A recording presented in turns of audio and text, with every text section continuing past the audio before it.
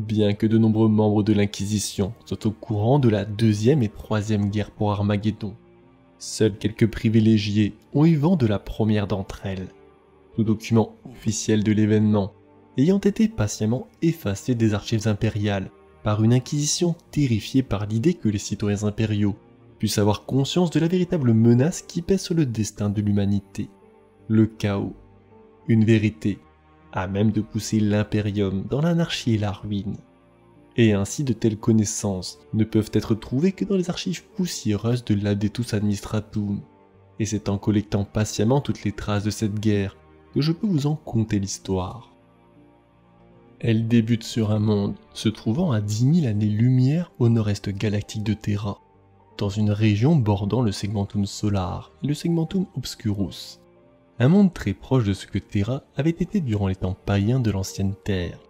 Des jungles ceinturant ces régions équatoriales, vertes et luxuriantes, des zones désertiques dévorant la grande partie des terres émergées, toundra au pôle et étendues cendreuses au centre des grandes plaques continentales, et de profonds océans couvraient une grande partie du globe.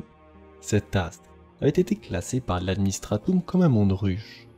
Un centre industriel, monde d'acier et de fumée capable d'alimenter l'effort de guerre de toute la région. Irriguant de produits manufacturés, les mondes à des années-lumière à la ronde, et peu de planètes autres que Necromunda elle-même ne pouvaient rivaliser avec elle. Mais cette prospérité avait un coût. Des millénaires d'industrie ont réduit Armageddon en une friche industrielle dans laquelle des milliards d'âmes triment sans relâche pour le profit de quelques-uns. Des cartels qui se vautrent dans le luxe et l'oisiveté. Et un tel écart entre la base et son sommet a toujours été propice au vent de l'hérésie. Les démagogues murmurant rapidement les mots de libération et révolution, afin de remettre en question le statu quo de leur monde. Et un recensement de l'administratum de l'époque rapporte qu'au milieu du 3e siècle du 41e millénaire, cet astre était mûr pour l'insurrection, une proie de choix pour les puissances de la ruine. Le Bellum Chaotica, écrit même au siècle suivant en 444 M41, l'arrivée aux confins du système d'Armageddon d'un immense spéciulque du nom du Dévoreur d'étoiles, qui fut immédiatement détecté par les stations de surveillance en périphérie du système.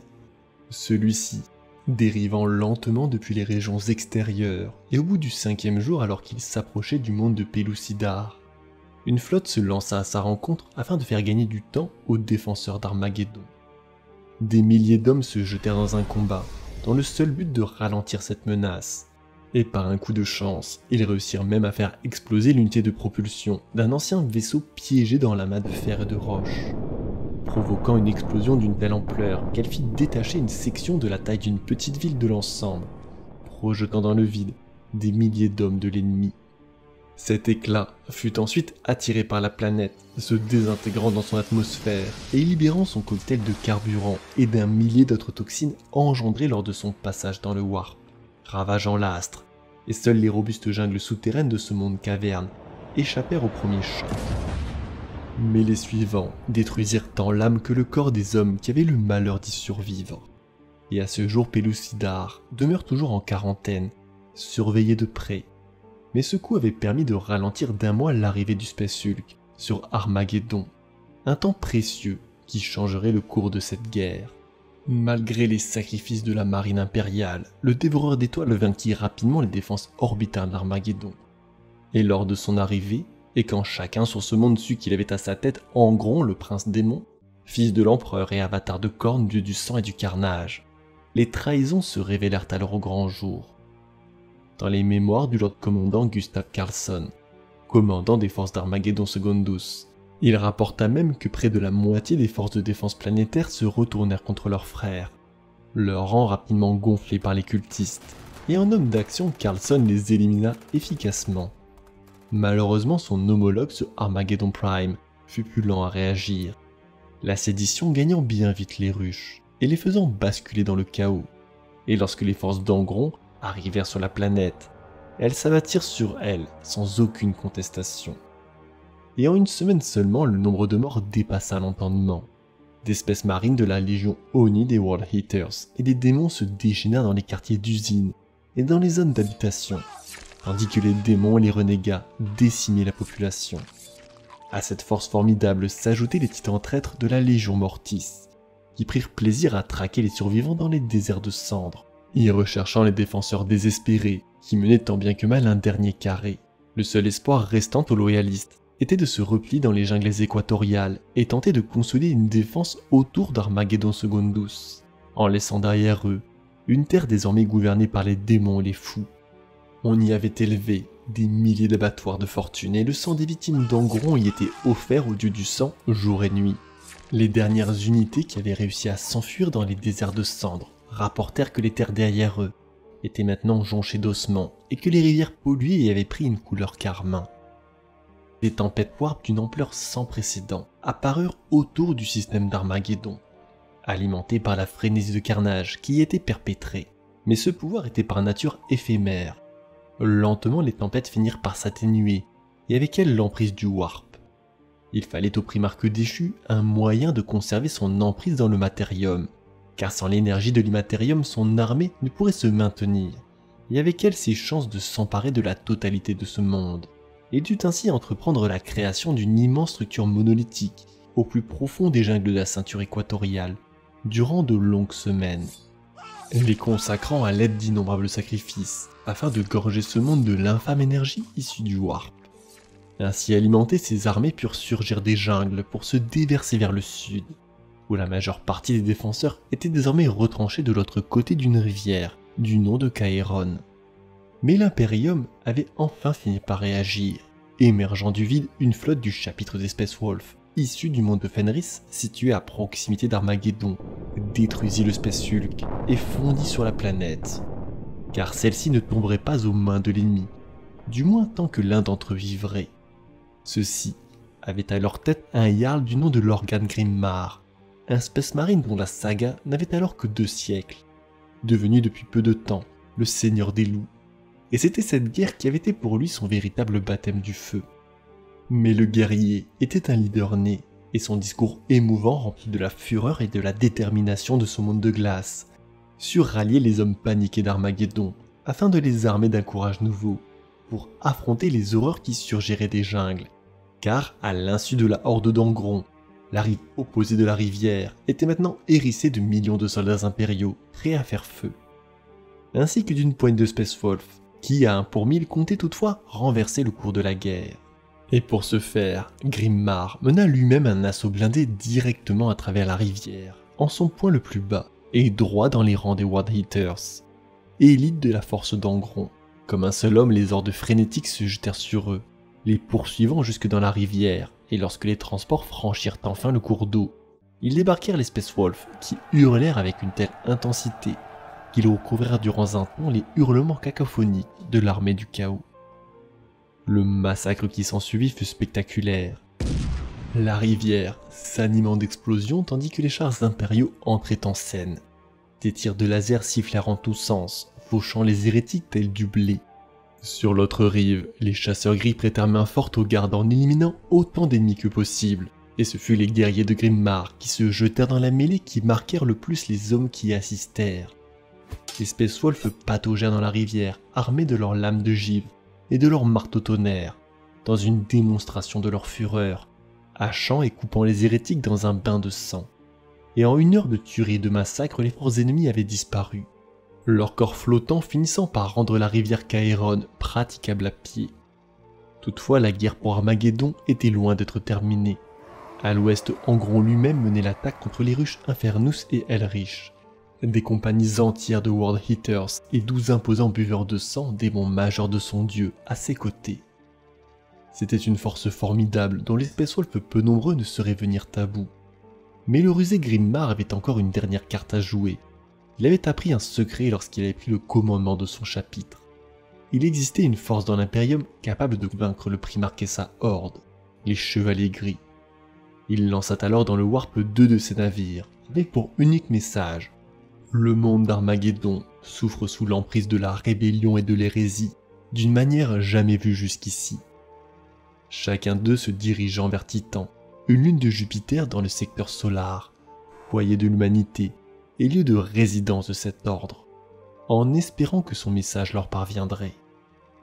Le premier du nom de Forceborn fut retrouvé à proximité de la coiffe de Valdaska, silencieux, Et ce ne fut que grâce au sacrifice d'un chevalier gris que l'on parvint à en extraire de ses entrailles un survivant pour raconter son histoire. Et le second, le Verregelt, émergea proche de Titan, si près qu'il détruisait des navires de la flotte amarrés à proximité, et finit par sombrer dans les mers toxiques de ce monde. Mais le message avait été transmis, Armageddon brûlait, et les chevaliers gris en étaient conscients désormais, car eux qui excellaient dans la maîtrise des arcanes psychiques n'avaient su prédire l'arrivée du Primarque sur ce monde. Leurs pronosticards avaient été aveuglés par l'aura d'Angron, qui à l'aide de son dieu avait su rendre invisible ses remous dans le Warp. Une fois connue, la menace ne pouvait être ignorée, et sous la validation de l'Ordomalus dont il dépendait, on réunit l'ensemble du chapitre afin de la contrer. Mais en raison de la nature cryptique de cet ordre, celui-ci était éparpillé à travers l'ensemble de l'Imperium, et seuls 109 chevaliers purent partir pour Armageddon, accompagnés de 30 inquisiteurs. Fendant le Warp à toute vitesse, ils finirent par arriver à proximité du monde, où le Seigneur des Loups les convoqua. Celui-ci connaissait les méthodes de l'Ordomalius, et il savait le destin qui attendrait les hommes d'Armageddon s'ils triomphaient, et quelles seraient les méthodes utilisées par les inquisiteurs pour taire l'existence du chaos, et par extension celle des chevaliers gris. Et il demanda alors au seigneur de la force des chevaliers gris du nom de Tarémar Aurelian d'Île-Doré, frère capitaine de la 3e confrérie, de faire le serment qu'il ne purgerait pas les ruches d'Armageddon Secundus, qui n'avaient pas pris part au conflit. Ce serment était la seule condition à leur présence sur ce monde. Ils étaient l'arme absolue contre l'ennemi. Mais les loups se battaient pour Armageddon et son peuple, et cette guerre n'avait de sens à leurs yeux que s'ils y survivaient. Acceptant d'un simple hochement de tête, Tarémar consolida cette alliance, et Grimmar leur fit savoir qu'il hurlerait le moment venu. Un signe serait temps de décapiter la force hérétique. Car l'ennemi avait pris conscience de la défaite de ses armées le long de la rivière Caëron, et ils rebroussèrent déjà chemin afin de réparer cet affront. Lorsque la force atteint les premiers mètres de fortification impériale, l'organe Grimmar poussa un cri issu des plus anciennes sagas de son chapitre, signe de ralliement qui vit se téléporter la force de chevaliers gris. Engoncés dans leurs armures Terminator, les guerriers se tracèrent un chemin sanglant dans les rangs démoniaques. Ils étaient les avatars de la grâce de l'empereur, dont leur don en était le témoin. Ils avaient en face d'eux rien de moins que la rage et la haine propres à l'humanité, manifestées en la présence des buveurs de sang et d'Angron. Ce n'était rien de moins qu'une lutte pour l'âme éternelle de l'homme qui se joua sur ce champ de bataille, en une parodie du siège de Terra quelques 10 millénaires plus tôt.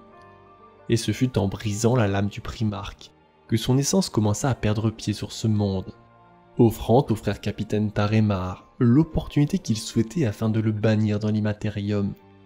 Dans un duel épique, le démon fut vaincu, et avec lui l'emprise de son host dans l'univers matériel, mais au prix de la vie de 97 chevaliers, dont Tarémar.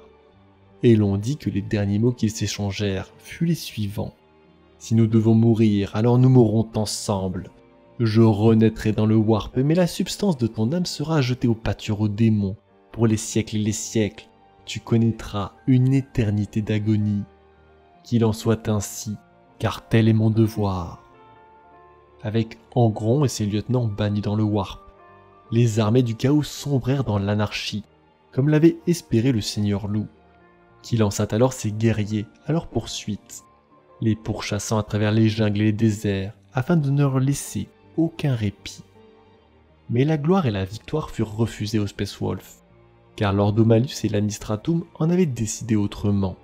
Les promesses d'un jour ne furent pas tenues, la situation l'exigeait, du moins le pensait-il, et on commença alors une purge systématique du monde, chaque homme, chaque femme, chaque enfant, étant méticuleusement stérilisé, sous couvert de soigner d'obscures maladies, faisant d'eux la dernière génération, issue des premiers colons de cette planète, et on les conduisit vers d'immenses vaisseaux et d'obscures destinées, sous prétexte de devoir reconstruire leur monde.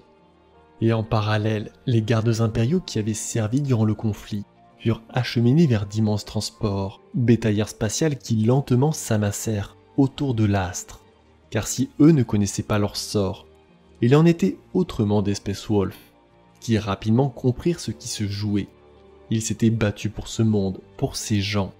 Ils avaient demandé par serment aux Chevaliers Gris d'en épargner le plus grand nombre, et pourtant, il se jouait devant eux, rien de moins que leur extermination. Lorgan Grimmar avait cru mourir pour ses habitants, en donnant sa vie pour purger la galaxie d'un mal ancestral.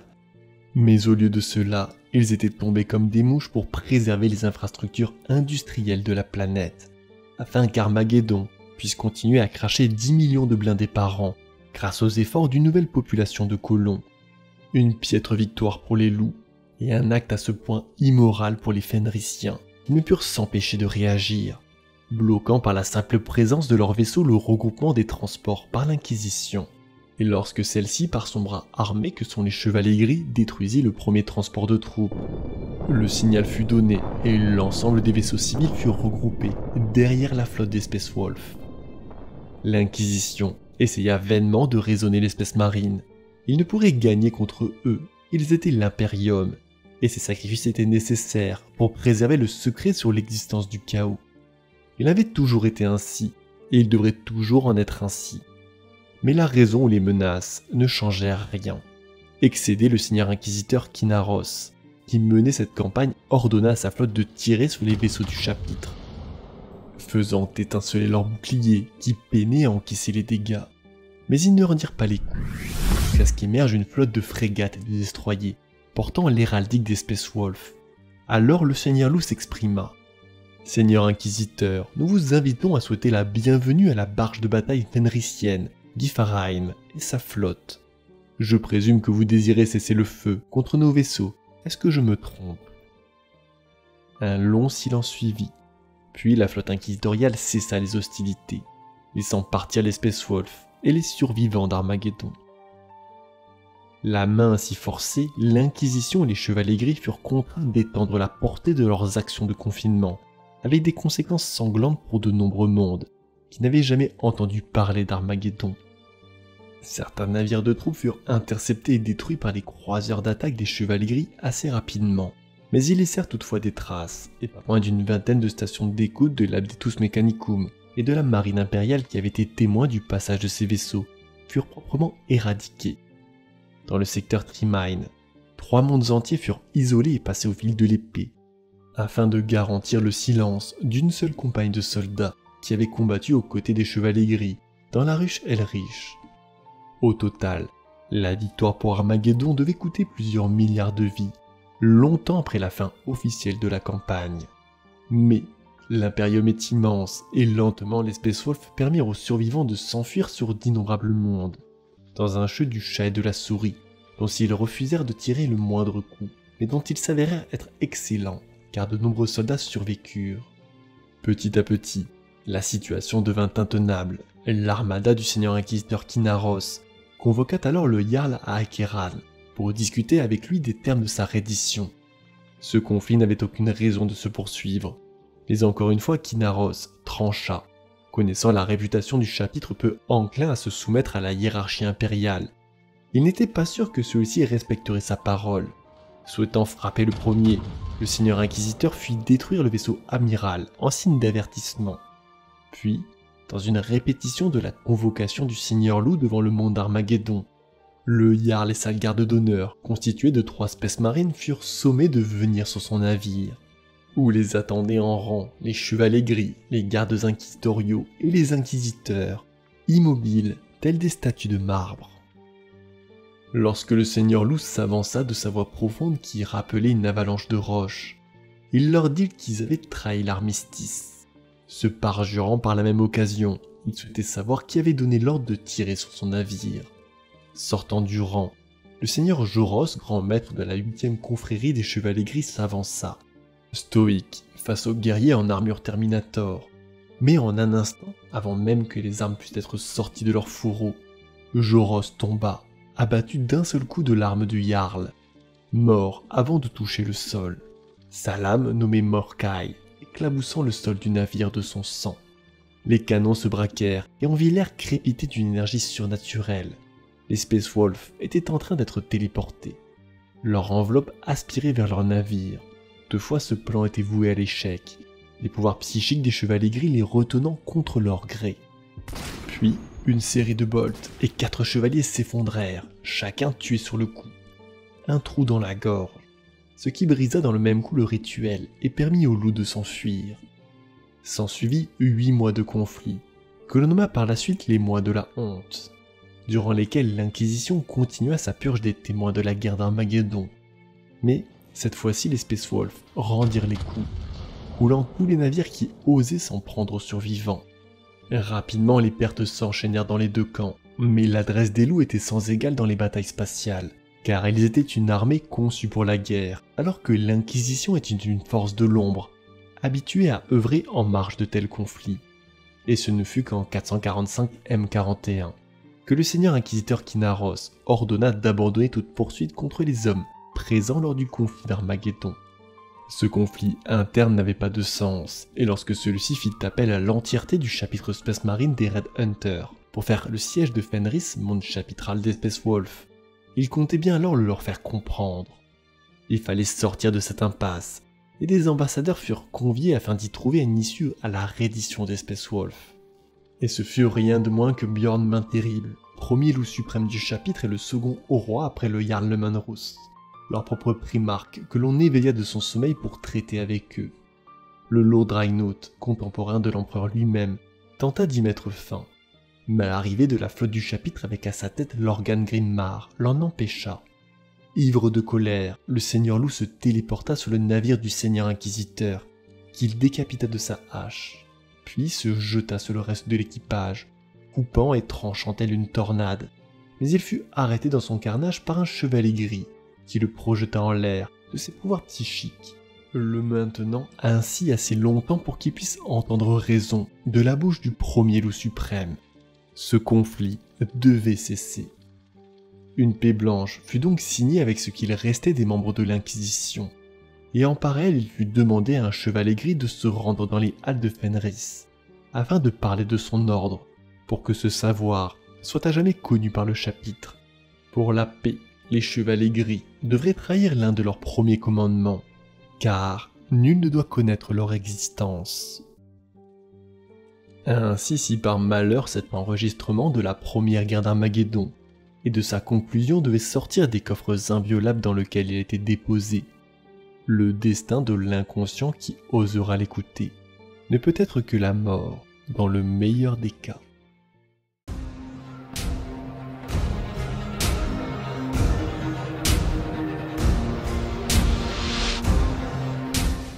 Cher maître, Armageddon est un monde dont le nom est devenu le synonyme de la guerre et de la destruction.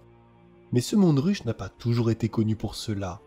Il a été pendant longtemps reconnu comme un astre industriel, véritable nœud commercial dont les armes et les équipements irriguaient de nombreux champs de bataille du 41e millénaire. Monstre d'acier et de fumée à 10 000 années-lumière au nord-est galactique de Terra.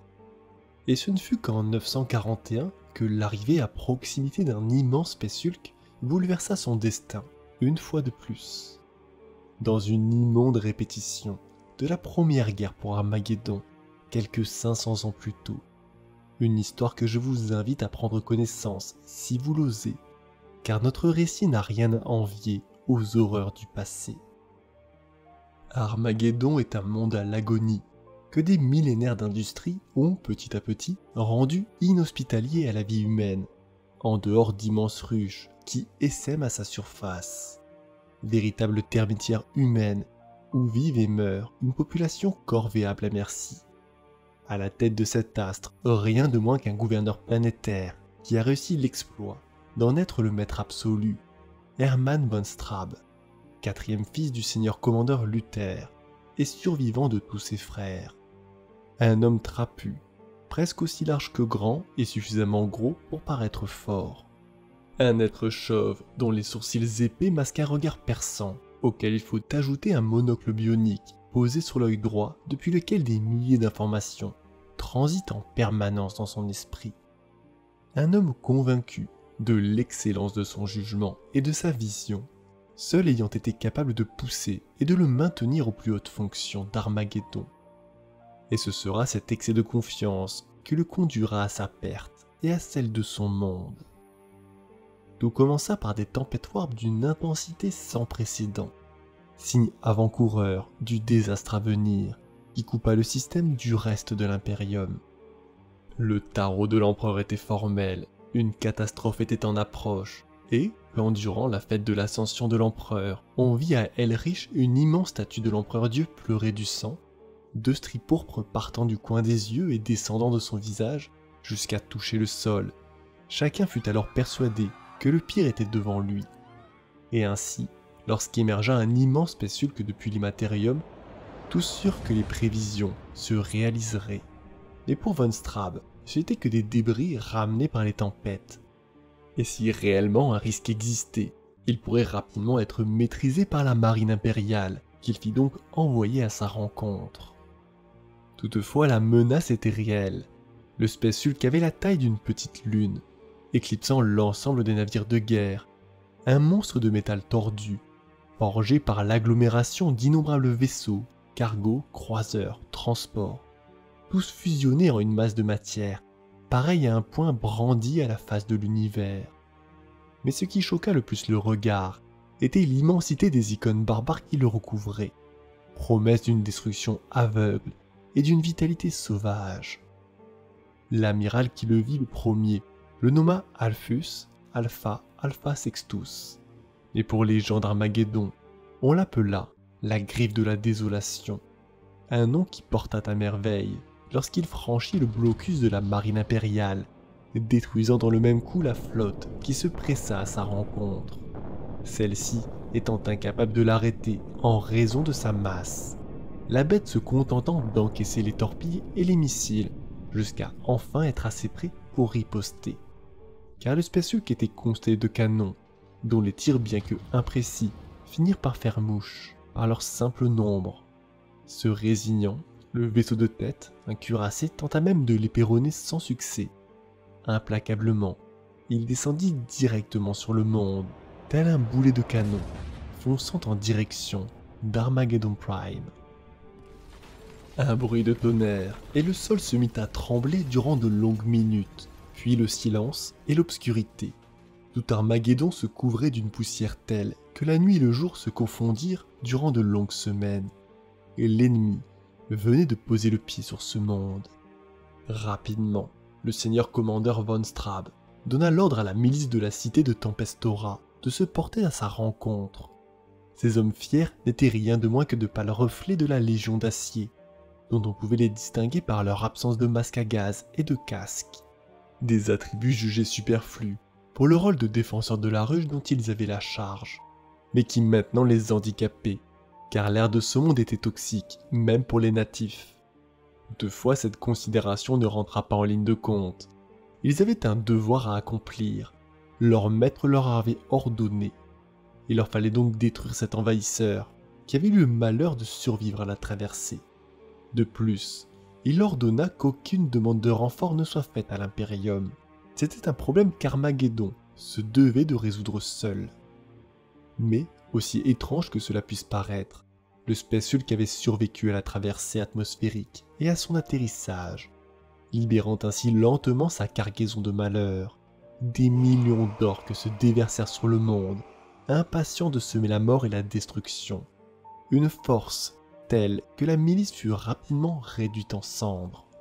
Face à cette découverte, von Straub ordonna le déploiement du 251e régiment de la Légion d'Acier, qu'il fit diviser en 2 forces.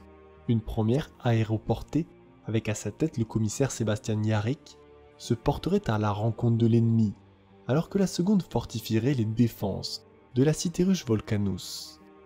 Le choix du vieux commissaire, alors âgé de 150 ans à ce moment-là, fut la meilleure décision qu'il prit, car le vieil homme, que des traits rajeunissants faisaient paraître 100 ans de moins, avait une grande connaissance des orques et de leur langage. Lorsque cette force fut attaquée par un véritable rideau de laser, le commissaire sut alors qu'il avait devant lui une armée aux proportions jamais vues. On lui avait tendu une embuscade qui fit s'écraser la majorité de ses véhicules. Dévastée, la demi-compagnie se regroupa tant bien que mal.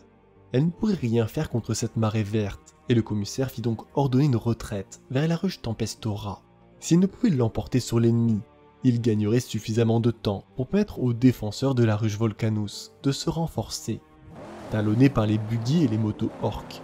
Les survivants avançaient tant bien que mal, et lorsqu'ils finirent par tomber sur eux, et ils surent qu'ils devraient vaincre ou périr, aux portes de la ruche, ils se battirent comme des diables, formant un tout solide sous les ordres de Yarrick. Les hommes ainsi unis, ils finirent par l'emporter, mais une clameur avait émergé de la gorge de tous les peaux vertes. Ghazghkull, un nom qu'il brandissait tel une arme. Même s'il ne le savait pas encore, le commissaire Yarrick venait de connaître le nom de son ennemi. Lorsqu'il pénétra enfin dans la ruche, il n'y avait pas grand monde pour les accueillir. Le gouverneur était parti et seul son lieutenant vint à leur rencontre plein d'espoir. Mais les mots de Yarrick sonnèrent comme une sanction. Sacrifice. Sa ruche ne servirait qu'à ralentir les orques. Mais il avait un plan. Ayant servi sur Armageddon durant plus d'un siècle, il en connaissait chaque ruche, il savait ce qu'il devrait faire. Cette cité était spécialisée dans le raffinage du prométhium, dont 20 immenses pipelines en amenaient depuis les désolations de feu des quantités faramineuses, qui se rejoignaient dans les manufactures de Tempestora, pour être ensuite acheminées à travers tout Armageddon, puis dans un impérium toujours assoiffé de cette ressource. Il ferait donc remplir les conduites d'eau de la cité par le liquide inflammable, et le moment venu, il y mettrait le feu, piégeant dans le même coup les orques qui auraient eu le malheur d'y pénétrer. Mais pour cela, il fallait donner le change dans une parodie de défense, afin d'endormir la méfiance de l'ennemi. Et en parallèle, le gouverneur par intérim fit ordonner l'évacuation de la ruche. 50 millions d'habitants se jetèrent ainsi dans les désolations de cendres, entre les ruches, dans un espoir futile d'échapper à la furie des peaux vertes. Mais l'arrêté d'Armageddon les rattrapa bien vite. Où iraient-ils sans eau et sans nourriture, dans un désert de cendres sous un ciel que le Space Hulk avait rendu en permanence crépusculaire? Mais la peur est un moteur, et ils partirent toutefois risquer tout ce qu'ils avaient, pour un peu d'espoir. Seul désormais, Yarrick, ses hommes survivants et ce qui restait de la Ménice, se porta au rempart, fébrile. Ils avaient encore une pièce à jouer. Un bruit de tonnerre, puis les beuglements rauques des orques se firent entendre. Encore ce nom, toujours ce mot, Ghazghkull, Ghazghkull, Ghazghkull, le son de la foi. Ce n'était pas le nom d'un chef, mais celui d'un prophète, leur prophète. Une ombre émergea de la horde, et de sa voix profonde, animale, il fit connaître à tous son véritable patronyme, Ghazghkull Magrok Traka, un nom qui glaça le sang des défenseurs, un nom à même d'unir tous les orques de la galaxie. Puis, l'assaut débuta, l'ennemi concentrant l'ensemble de ses efforts contre les lourdes portes de la cité, pendant que lentement, celles-ci se remplissaient de prométhium. Rapidement, elles tombèrent, libérant du même coup une marée de peau verte. Il était temps de se replier, calmant la honte qui l'animait, et Yarrick sonna la retraite. Il le savait, il ne pourrait en être autrement. La ruche était perdue. Un boom retentit, puis un autre, et encore un autre, et la ruche s'embrasa. Les impériaux restants se dirigeant maintenant vers la ruche Volcanus, futur objectif de la Horde. Lorsque le convoi quitta la ruche en flammes, il passa discrètement le long de la cité, pour voir au loin un seul chariot de guerre, duquel émergeait un rire tonitruant. Ils avaient réussi à amuser le seigneur orc. Sa guerre promettait d'être passionnante. Face à cette destruction, Hermann von Straub prit une décision. À ses yeux, Armageddon Prime devrait se débrouiller seul. Il fit donc mettre les hommes de la Légion d'Acier en garnison dans les cités ruches de Armageddon Secundus, convaincu que la jungle équatoriale qui les séparait serait infranchissable pour les orques, laissant Yarrick et ses hommes seuls face aux peaux vertes. Mais la ruche Volcanus était réputée dans tout Armageddon pour sa production d'armes, ses fusils et ses munitions, étant destinés à l'exportation à travers tout l'Imperium.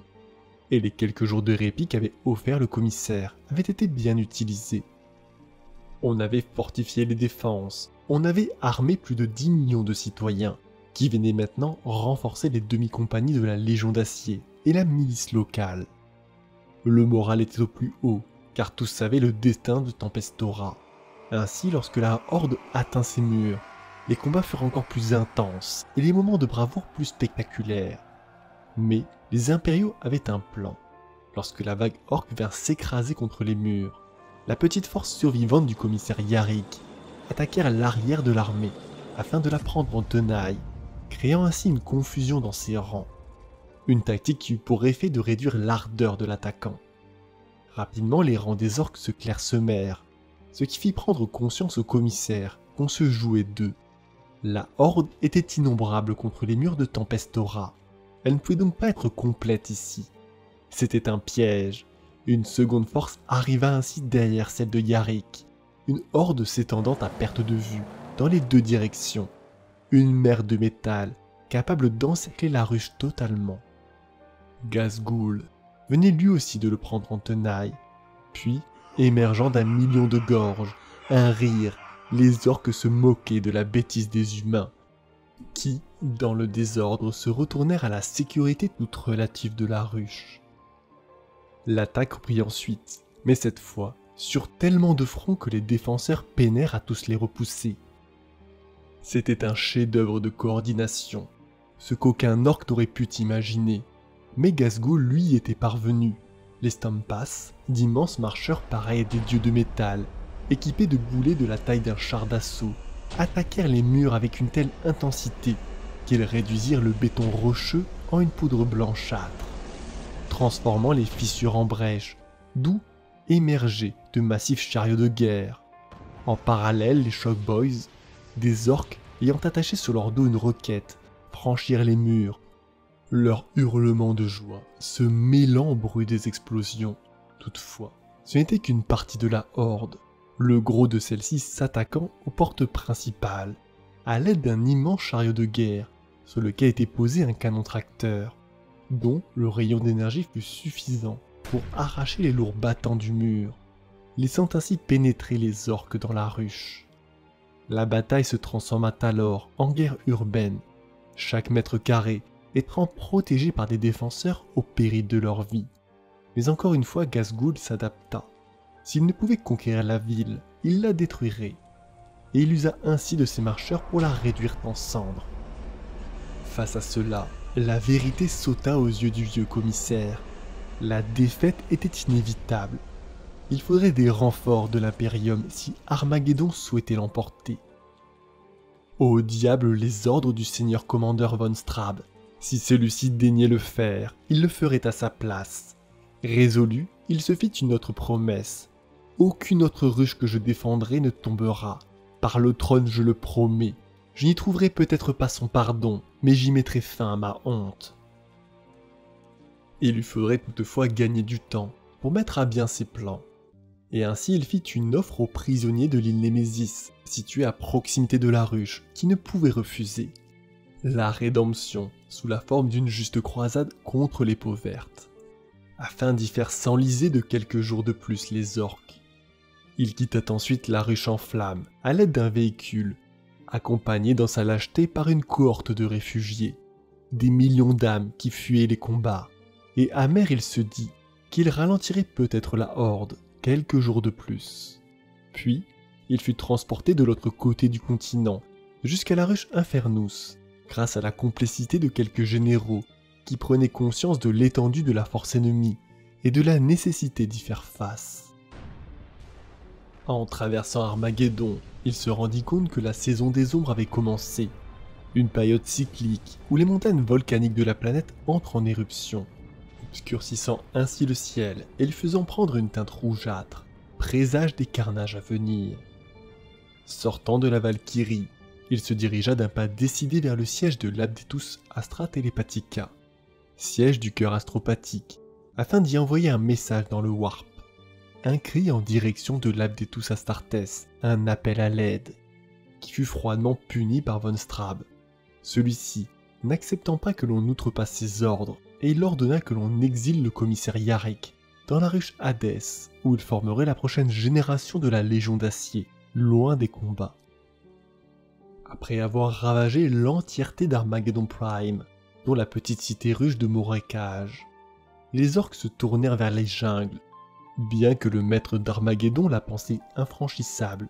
Ce fut l'inverse qui se produisit. Au lieu de les ralentir, cet obstacle les stimulèrent, les poussant à se surpasser. Les peaux vertes se délectèrent d'attaquer la flore et la faune, tandis que leurs mecs, sortes d'ingénieurs, érigeaient des ponts flottants ou projetaient des champs de force entre les fleuves. Ils progressaient plus rapidement que ne l'aurait fait toute armée impériale. Infanterie, blindés, marcheurs, tous émergèrent sans encombre de l'autre côté de la jungle, directement sur Armageddon Secundus. Face au désastre à venir, Von Straub prit encore une décision inconsidérée. Il y avait stationné sur Armageddon Secundus une légion de titans, en garnison afin de défendre ses précieuses ressources industrielles. Elle se nommait les Iron Skulls, ou anciennement connue sous le nom de Legio Metallica. Des marcheurs d'une taille prodigieuse, véritable forteresse mobile, et il ordonna à son commandant, le princeps Kurt Mannheim, de se diriger seul face à la horde, certain que sa légion serait plus que capable d'en venir à bout. Une stratégie à ce point irréfléchie qu'elle fit dire à Mannheim que Von Straub était le plus grand gaspillage de chair et d'os né au cours des 500 dernières années. Mais il était lié par serment, et la loi impériale stipulait qu'il devait obéissance au seigneur commandeur. Et il se résigna donc à exécuter ses ordres, enfilant ainsi son uniforme de parade et montant dans son titan empereur, ce style Hammer, en direction d'une mort certaine. Mais les ordres du seigneur commandeur ne furent pas complètement respectés. Une sédition dans les rangs des soldats poussa plusieurs compagnies de blindés à se joindre aux Iron Skulls, dans l'espoir d'arrêter là la horde Xeno. Alors que les orques fonçaient à travers les déserts de cendres en direction des ruches d'Armageddon Secundus, les imposants marcheurs et les tanks de l'Astra Militarum se portèrent à leur rencontre. Il se joua ici une bataille épique qui vit les orques tomber par milliers. Mais la riposte, elle, fut terrible, émergeant des rangs d'immenses gargants, parodies orques des majestueux titans, se jetèrent sur la légion, et tandis qu'elle était occupée à combattre, des Dreadmops, véritables tueurs de tanks, avançaient à travers les tempêtes d'obus impériaux, accompagnés d'une cohorte de tanks qui firent pencher la balance du côté peau verte. Lentement, les duels entre les marcheurs impériaux et les orques tournèrent en faveur des Xénos. Puis, on commença à voir émerger d'imposants nuages en forme de champignons s'élever des titans impériaux détruits. Des explosions d'une telle intensité qu'elles creusaient la roche et réduisaient en cendres de nombreux orques. Mais, face à l'issue inévitable du combat, le style Hammer d'envoyer un vox à tous ceux encore en vie pour l'entendre, leur ordonnant de se retirer et de survivre, afin de préserver la Légion Metallica pour qu'elle puisse se venger des orques. Puis, il fit sonner son corps de guerre une dernière fois, et, lorsque son titan empereur tomba contre les coups de son 4e gargant, le triomphe des peaux vertes fut de courte durée, car il se transforma alors en un soleil brûlant, une supernova qui creusa un cratère de près d'1,5 km de long et qui tua dans le même coup 3 autres gargants et près d'1 millier d'orques. Malheureusement, ce ne fut pas suffisant pour arrêter la horde qui se déversa ensuite sur Armageddon Secundus sans entrave. Mais là encore, Ghazghkull montra qu'il avait autant de gorks que de morks, qu'il était autant brutal que rusé, usant de l'aura de terreur associée à son armée et profitant du départ du seigneur commandant Von Straub pour la ruche Tartarus. Il conclut un accord avec son régent, qui lui livra la ruche Infernus sans combattre, transformant ainsi ses citoyens en esclaves et ses usines en manufactures, dont sortiraient désormais autant de tanks afin de nourrir sa guerre. Et il divisa ensuite son armée en deux. L'une d'elles se dirigerait vers la ruche Hadès, alors que la seconde porterait la guerre vers celle de Elrich. Lorsque les deux sièges débutèrent, Von Straub y commit là sa dernière infamie. Depuis la ruche Tartarus, il ordonna le lancement d'une arme secrète, plus ancienne que l'Imperium lui-même, des bombes virales issues des arsenaux personnels de sa famille. Son objectif était simple, il souhaitait rien de moins que l'éradication de tous les orques de la planète. Et pour ce faire, il avait lancé ses missiles sur chacune des ruches tombées, ainsi que sur celles dont l'ennemi était en train de porter le siège. Mais la vétusté des armes empêchèrent nombreuses d'entre elles d'exploser, Armageddon Prime fut complètement épargné, alors que les ruches Hadès et Elrich subirent le plus gros de l'assaut. Heureusement, la nature corrosive de l'atmosphère d'Armageddon avait rendu les ruches étanches à son air vicié, et seuls les défenseurs présents sur les remparts se transformèrent en bouillie. Ce fut paradoxalement l'ordre du seigneur commandeur qui causa le plus de dévastation dans les rangs orques, tuant dans le même coup l'avant-garde des attaquants. Mais ce n'était pas suffisant, et le siège reprit bien vite. On n'entendit par la suite plus parler du gouverneur planétaire, du moins jusqu'à la fin de cette guerre. À Elrich, les superpétroliers furent reconvertis afin de faire traverser l'océan des tempêtes à une grande partie de la population. Et une fois que le dernier navire eut quitté le port, ceux qui restèrent jurèrent que la cité ruche ne tomberait pas tant que l'un d'entre eux vivrait. Des équipes suicidaires chargèrent les camps orques durant la nuit, équipés d'explosifs artisanaux, tandis que les ouvriers du port soudèrent les cabines blindées de leurs grues afin de combattre les gigantesques gargants qui se déchaînaient dans les rues. La guerre fut totale, chaque rue, chaque maison, chaque mètre carré fut défendu. Mais à la fin, Elrich tomba aux mains des orques. Paradoxalement, ce fut une énième défaite des impériaux qui fut le point de basculement de cette guerre, le siège de la cité ruche d'Hadès. Celle-ci avait été profondément transformée par le commissaire Yarrick, dont le rôle initial de formateur de la Légion d'Acier avait été supplanté par la réalité du conflit. Il était maintenant le maître de la ruche, et sa connaissance de la pensée orque allait une fois de plus faire merveille. Lors de son arrivée, il prit conscience des atouts de cette ruche. De l'extérieur, elle ressemblait à toutes les autres. Un enchaînement tentaculaire et montagneux de manufactures et d'habitations, qui se fondaient les unes dans les autres. Mais en réalité, elle s'en distinguait par son déclin. La principale industrie d'Hadès étant l'exploitation minière et le raffinage des minéraux. Une production mesurée en millions de tonnes chaque année, mais inexorablement celle-ci déclinait. Une veine après l'autre, les gisements se raréfiaient, tapissant ainsi la cité ruche d'un millier de galeries. De plus, la ruche avait été bâtie autour d'une forteresse, une alcoologie, un projet visant à créer une cité autonome et inviolable. Une autre spécificité que le vieux commissaire saurait utiliser. Ce déclin avait aussi renforcé les gangs qui maintenant pullulaient dans le sous-monde, et Yarrick leur fit une proposition qu'ils ne pouvaient refuser. Une place à ses côtés à défendre leur ruche, en échange d'une chance de quitter les bas-fonds. Usant des gangers, de la milice, des citoyens, et bien entendu de la Légion d'Acier, il fortifia la ruche, piégeant ses galeries, afin d'y préparer des embuscades, minant ses routes et consolidant ses défenses, jusqu'à être fin prêt lorsque l'armée des peaux vertes se jeta contre ses murs. À sa tête, le chef de guerre, Ugulard, dont Gazgul avait donné pour mission de faire tomber la ville. Mais le plan ne se déroula pas comme prévu, alors que la horde se dirigeait vers la ruche depuis la route principale, seule à être suffisamment large pour les accueillir.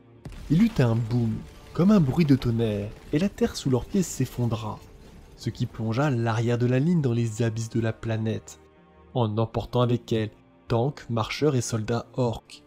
Puis, l'obscurité se teinta d'éclairs, lorsque la Légion d'Acier, guidée par les ruchiers, prit en embuscade les orques désorientés. Avec son arrière-garde sous terre, le reste de sa horde se trouva désormais bloqué entre les murs de la cité et une crevasse de plus de 100 mètres de long. Apeurées, les peaux vertes furent prises de panique, et dans le désordre elles s'enfuirent, en entendant derrière elles résonner depuis la ruche un nom qui portait en lui les espoirs des défenseurs et la crainte nouvelle des attaquants. Yarrick, Yarrick, Yarrick. Mais les orques n'en restèrent pas là, et bombardèrent la ruche aléatoirement pendant plus d'une heure, aveuglant l'artillerie impériale, qui était maintenant incapable de savoir où se trouvait l'ennemi, leur laissant ainsi le temps d'ériger un mur de métal à côté de la fosse, depuis lequel ils descendirent désormais à l'aide d'immenses échelles. Ils venaient d'ouvrir un deuxième front sous terre, mais là encore, la résistance fut féroce, chaque boyau, chaque tunnel fut âprement disputé. Alors que les orques finirent par l'emporter, le commissaire ordonna de les condamner, piégeant ainsi les orques et les défenseurs sous terre. Ivre de rage, Ugulard lança l'assaut contre les murs extérieurs, hurlant le nom du commissaire et ordonnant à des milliers d'orques de gravir les fortifications à l'aide d'échelles de fortune. Inexorablement, ils finirent par atteindre le sommet avec Ugulhard à leur tête. Se portant à sa rencontre, le commissaire Yarrick se jeta sur lui, et dans un combat à mort où le Big Boss lui trancha le bras droit jusqu'au coude à l'aide de sa pince énergétique, Yarrick réussit à surmonter la douleur et décapita l'orque d'un seul revers de son épée tronçonneuse. Puis, il arracha la pince du corps encore secoué de convulsions de son ennemi, et la leva bien haut, afin que tous puissent le voir, brisant ainsi le moral des peaux vertes, qui furent alors repoussés de la ruche. Et ce ne fut que lorsque la bataille fut gagnée que le commissaire s'autorisa à sombrer dans l'inconscient. Sa légende veut alors de gagner le cœur des orques. Ses commandants, ne sachant pas comment percer les défenses de la cité, Ghazghul reprit la tête de sa horde contre Hadès, essayant alors toutes les stratégies que Gork et Mork lui avaient enseignées. Sous le couvert de l'obscurité, des milliers de véhicules orques tentèrent une attaque éclair, pour finalement se retrouver bloqués par les tranchées, ou des bâtiments effondrés, depuis lesquels de petites escouades armées de lance-missiles les décimèrent. Une autre tentative consista en un assaut aérien depuis un immense dirigeable qu'il fit atterrir sur la ruche. Mais Yarrick avait anticipé la manœuvre et la zone avait été préalablement minée, détruisant l'aéronef avant que les orques ne puissent poser le pied sur la cité. Ghazghul rassembla alors ses commandos en une immense force d'infiltration et leur ordonna de chercher à pénétrer dans la ruche depuis les conduites de ventilation et les égouts. Mais aucun orque ne revint de cette mission. Il changea alors sa stratégie pour opter pour un assaut direct. Des gargants et autres marcheurs s'entrèrent alors directement au mur de la cité. Et encore une fois, Yarrick y trouva une parade. Organisant un tirage au sort, il lança des escouades kamikazes armées de bombes à fusion qui, dans la nuit, firent exploser les engins orques. Écumant de rage, Ghazghul lançait un bombardement massif de la ruche, la réduisant en cendres. Mais chaque fois que les orques tentaient de mettre le pied dans la ruche, les impériaux émergeaient alors des décombres pour les repousser. Et ainsi de suite durant 6 longs mois, qui virent la légende du commissaire Yarrick se propager. Fin connaisseur de la culture orque, il avait su se faire de Ghazghul un rival que chaque orque avait appris à craindre. On murmurait dès lors qu'en plus de sa pince énergétique, il avait maintenant le mauvais œil, un pouvoir capable de foudroyer les orques d'un seul regard. Et ses couleurs étaient aussi celles de la tribu des Goths, noires avec une bordure rouge, ce qui renforçait encore son estime, car c'était là la couleur de Ghazghul. Lentement, les orques se persuadèrent que la ruche ne tenait que grâce à cet homme, et qui était l'égal de leur chef et de leur prophète. Toutefois, en parallèle, la dévastation d'Armageddon Secundus se poursuivait. Une autre armée d'orques était désormais sur le point de submerger les cités ruches d'Achéron et de Tartaros. Et ce fut à ce moment-là que le ciel se mit à exploser, dans un bombardement orbital qui creusa des cratères fumants en lieu et place de la horde. Et alors qu'ils écarquillaient les yeux vers le ciel, ils virent des Thunderhawks sortir des nuages. L'espèce marine venait d'entrer en scène. Une force combinée du chapitre des Blood Angels, Ultramarines et Salamanders se déversèrent sur l'armée peau verte. Et les orques goûtèrent alors leur première défaite.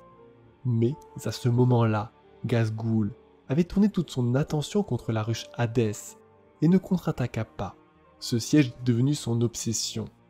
Finalement, alors qu'il réussit enfin à franchir la dernière ligne de défense de la ruche, il commença son saccage, mais ne trouva pas sa némésis, le commissaire gisant mort avec les autres défenseurs. Regroupant ses orques, le chef de guerre hurla sa rage. C'était comme s'il avait désormais perdu son envie de se battre. Et lorsque l'Abdetus Astartes reprit la ruche, il les laissa faire, il était déjà parti. Exterminant tous les xénos, ils finirent toutefois par retrouver le commissaire. Son cadavre d'or brisé dans les ruines de la cité était entouré du cadavre d'une dizaine d'orques, mais il était encore vivant. Inexorablement, la victoire venait de changer de camp. Menée par le commandeur Dante, maître du chapitre des Blood Angels, l'espèce marine avait su repousser efficacement les peaux vertes, jusqu'à la bataille décisive au pied des murs de la ruche Tartarus, où le maître du chapitre, Chuchan, et ses guerriers Salamanders se battirent aux côtés des Blood Angels, dans un combat épique qui vit la Wag être complètement repoussée. Mais on ne retrouva pas le corps de Ghazghul. Le chef Xeno avait disparu. Certains orques jurèrent que Gork s'était penché pour extirper son élu, alors que d'autres prétendirent qu'il avait fui vers un obscur monde de l'Ultima Segmentum. S'ensuit ensuite un long xénocide, ordonné immédiatement après la fin de la guerre pour purger le monde des orques. Campagne où la 3e compagnie des Blood Angels s'illustra sous le commandement du jeune capitaine Erasmus Tico.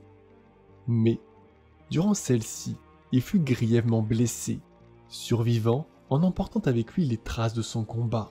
La moitié droite de son visage était en ruine et l'autre côté figé dans un horrible rictus. Et seule une plaque en or évitait de contempler trop longtemps l'étendue de la dévastation. Toutefois, la victoire avait souri aux impériaux, et Dante loua l'héroïsme de Chuchan. Quand les 3 chapitres quittèrent Armageddon, ils emportèrent avec eux les dépouilles de nombreux frères de bataille, mais non sans avoir gagné le respect et l'amitié de nombreux soldats. La 2e guerre pour Armageddon venait de se finir, et avec elle commençaient les événements qui y précipiteraient la 3e d'entre elles.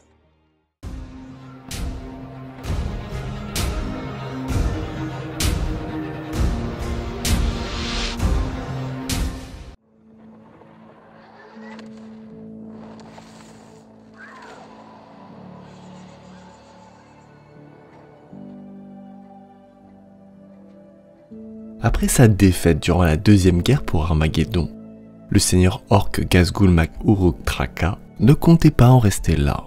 Retiré dans son fief du secteur de Golgotha, il poursuivit un plan que lui avait susurré à l'oreille Gork est mort que des années auparavant.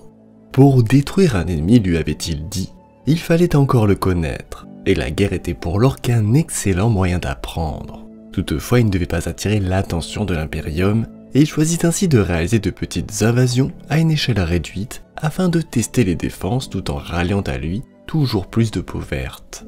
Ainsi, de 945 à 959 M41, les généraux impériaux reçurent un nombre alarmant de rapports faisant état de raids et d'attaques contre des avant-postes éloignés. Puis en 962 M41, un corps militaire sur Baku 3 fut anéanti par des missiles tirés depuis des bases orques cachées sur un astéroïde, qui était demeuré indétectable par les capteurs. Dans l'année 972, l'agrémente de Shigon 17 fut envahie par une puissante force orque dont on murmurait qu'elle était commandée par le Big Boss Ghazghul. Et malgré une garnison impériale conséquente, la défaite fut cuisante grâce à une tactique de guérilla finement orchestrée qui rendait caduques toutes les défenses. En 986 M41, le croiseur Le Chemin du Juste et son escorte fut perdu dans une attaque surprise de pirates, menée une fois de plus par Ghazghul.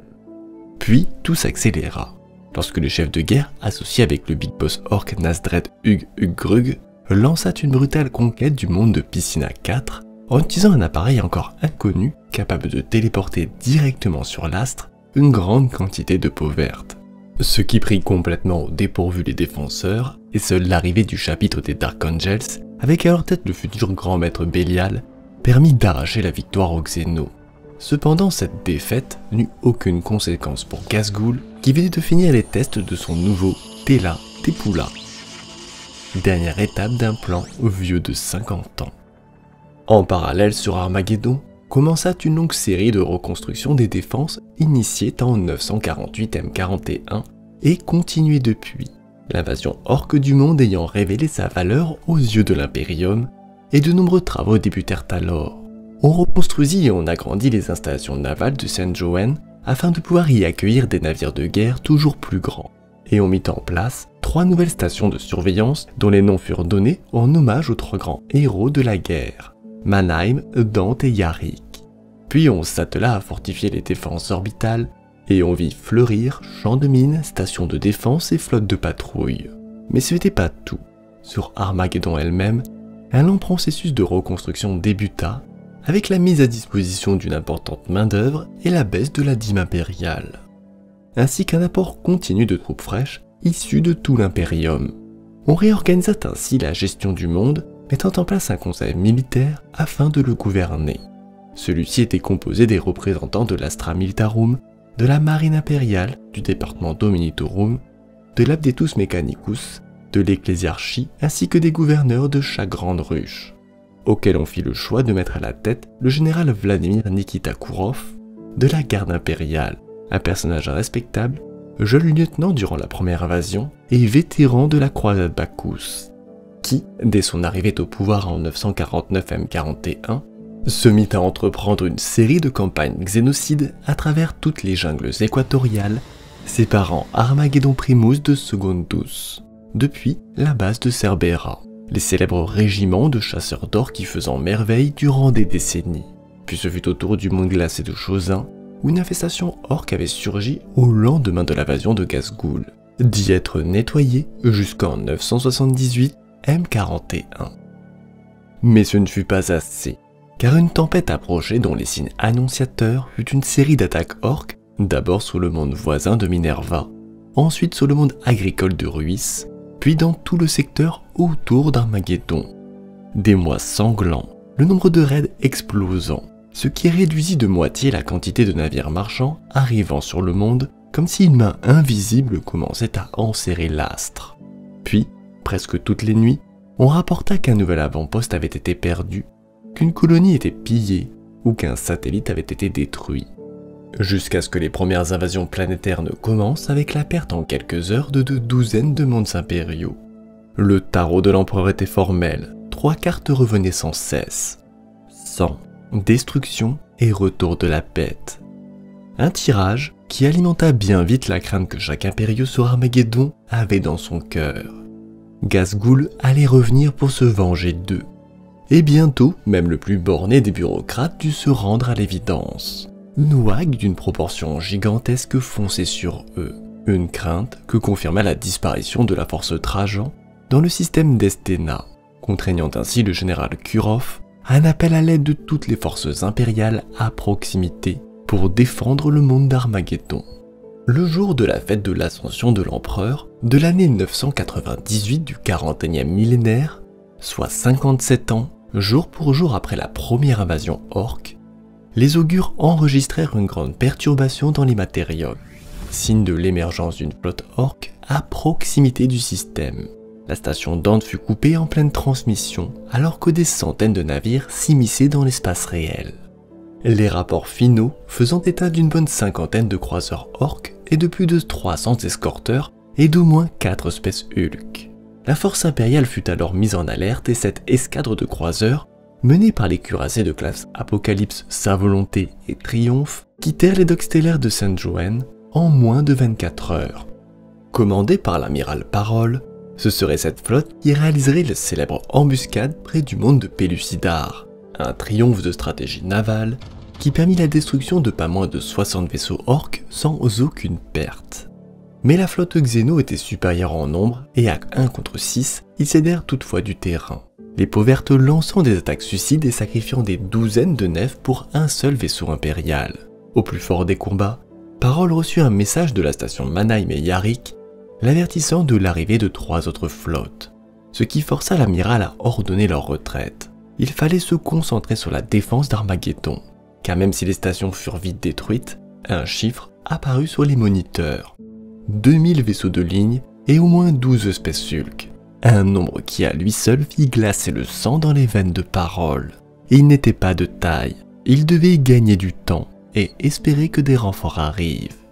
Mettant en place des manœuvres de harcèlement, Parole fit le choix de s'attaquer au flanc de la flotte, point faible historique des orques. Mais là encore, la résistance était terrible et leur force disproportionnée par rapport à celle des humains.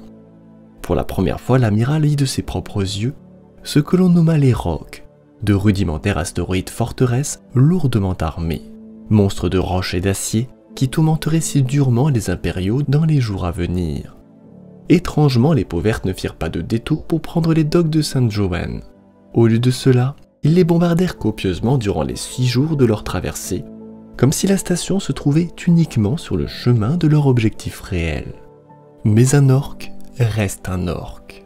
et une petite portion d'entre eux y lancèrent toutefois leur barge de débarquement, trop impatients pour attendre le combat. S'ensuit alors un corps à corps violent dans les méandres de la station qui la rendit inutilisable pour les deux camps. Et ce ne fut que bien plus tard que deux équipes de chasseurs-tueurs de l'ordre Xeno réussit à reprendre les docks en poussant les orques jusqu'aux immenses fosses de stockage des isotopes radioactifs. Sur Armageddon, on se hâta de se préparer, en mettant à profit les dernières semaines qui précédaient l'arrivée de la flotte ennemie. Les légions titaniques rallumèrent leur antique réacteur à plasma et prirent position autour des ruches.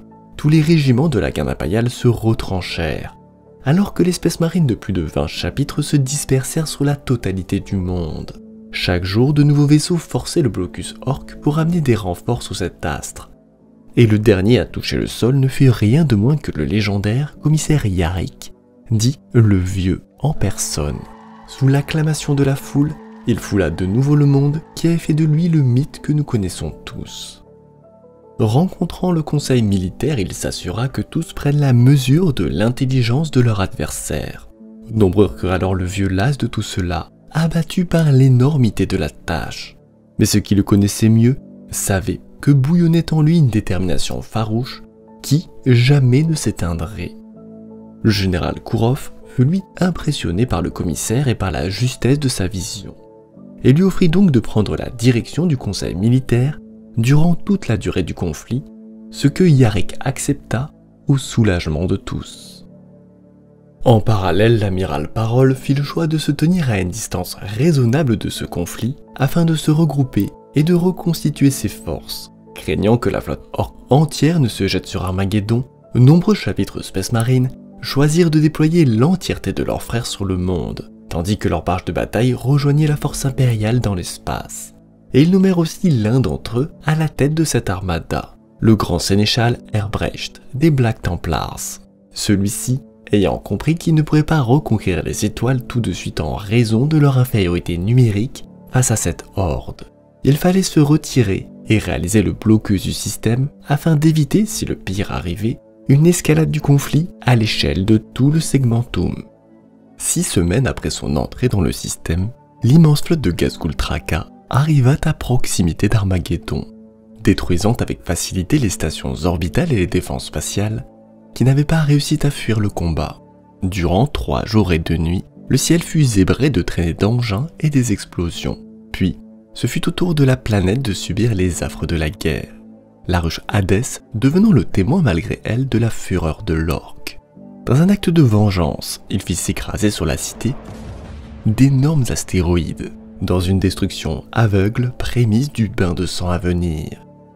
Alors que les feux de la guerre brûlaient encore sur Hadès, les premières forces d'assaut orques engagèrent les troupes impériales près de Volcanus, Acheron et les Marocages.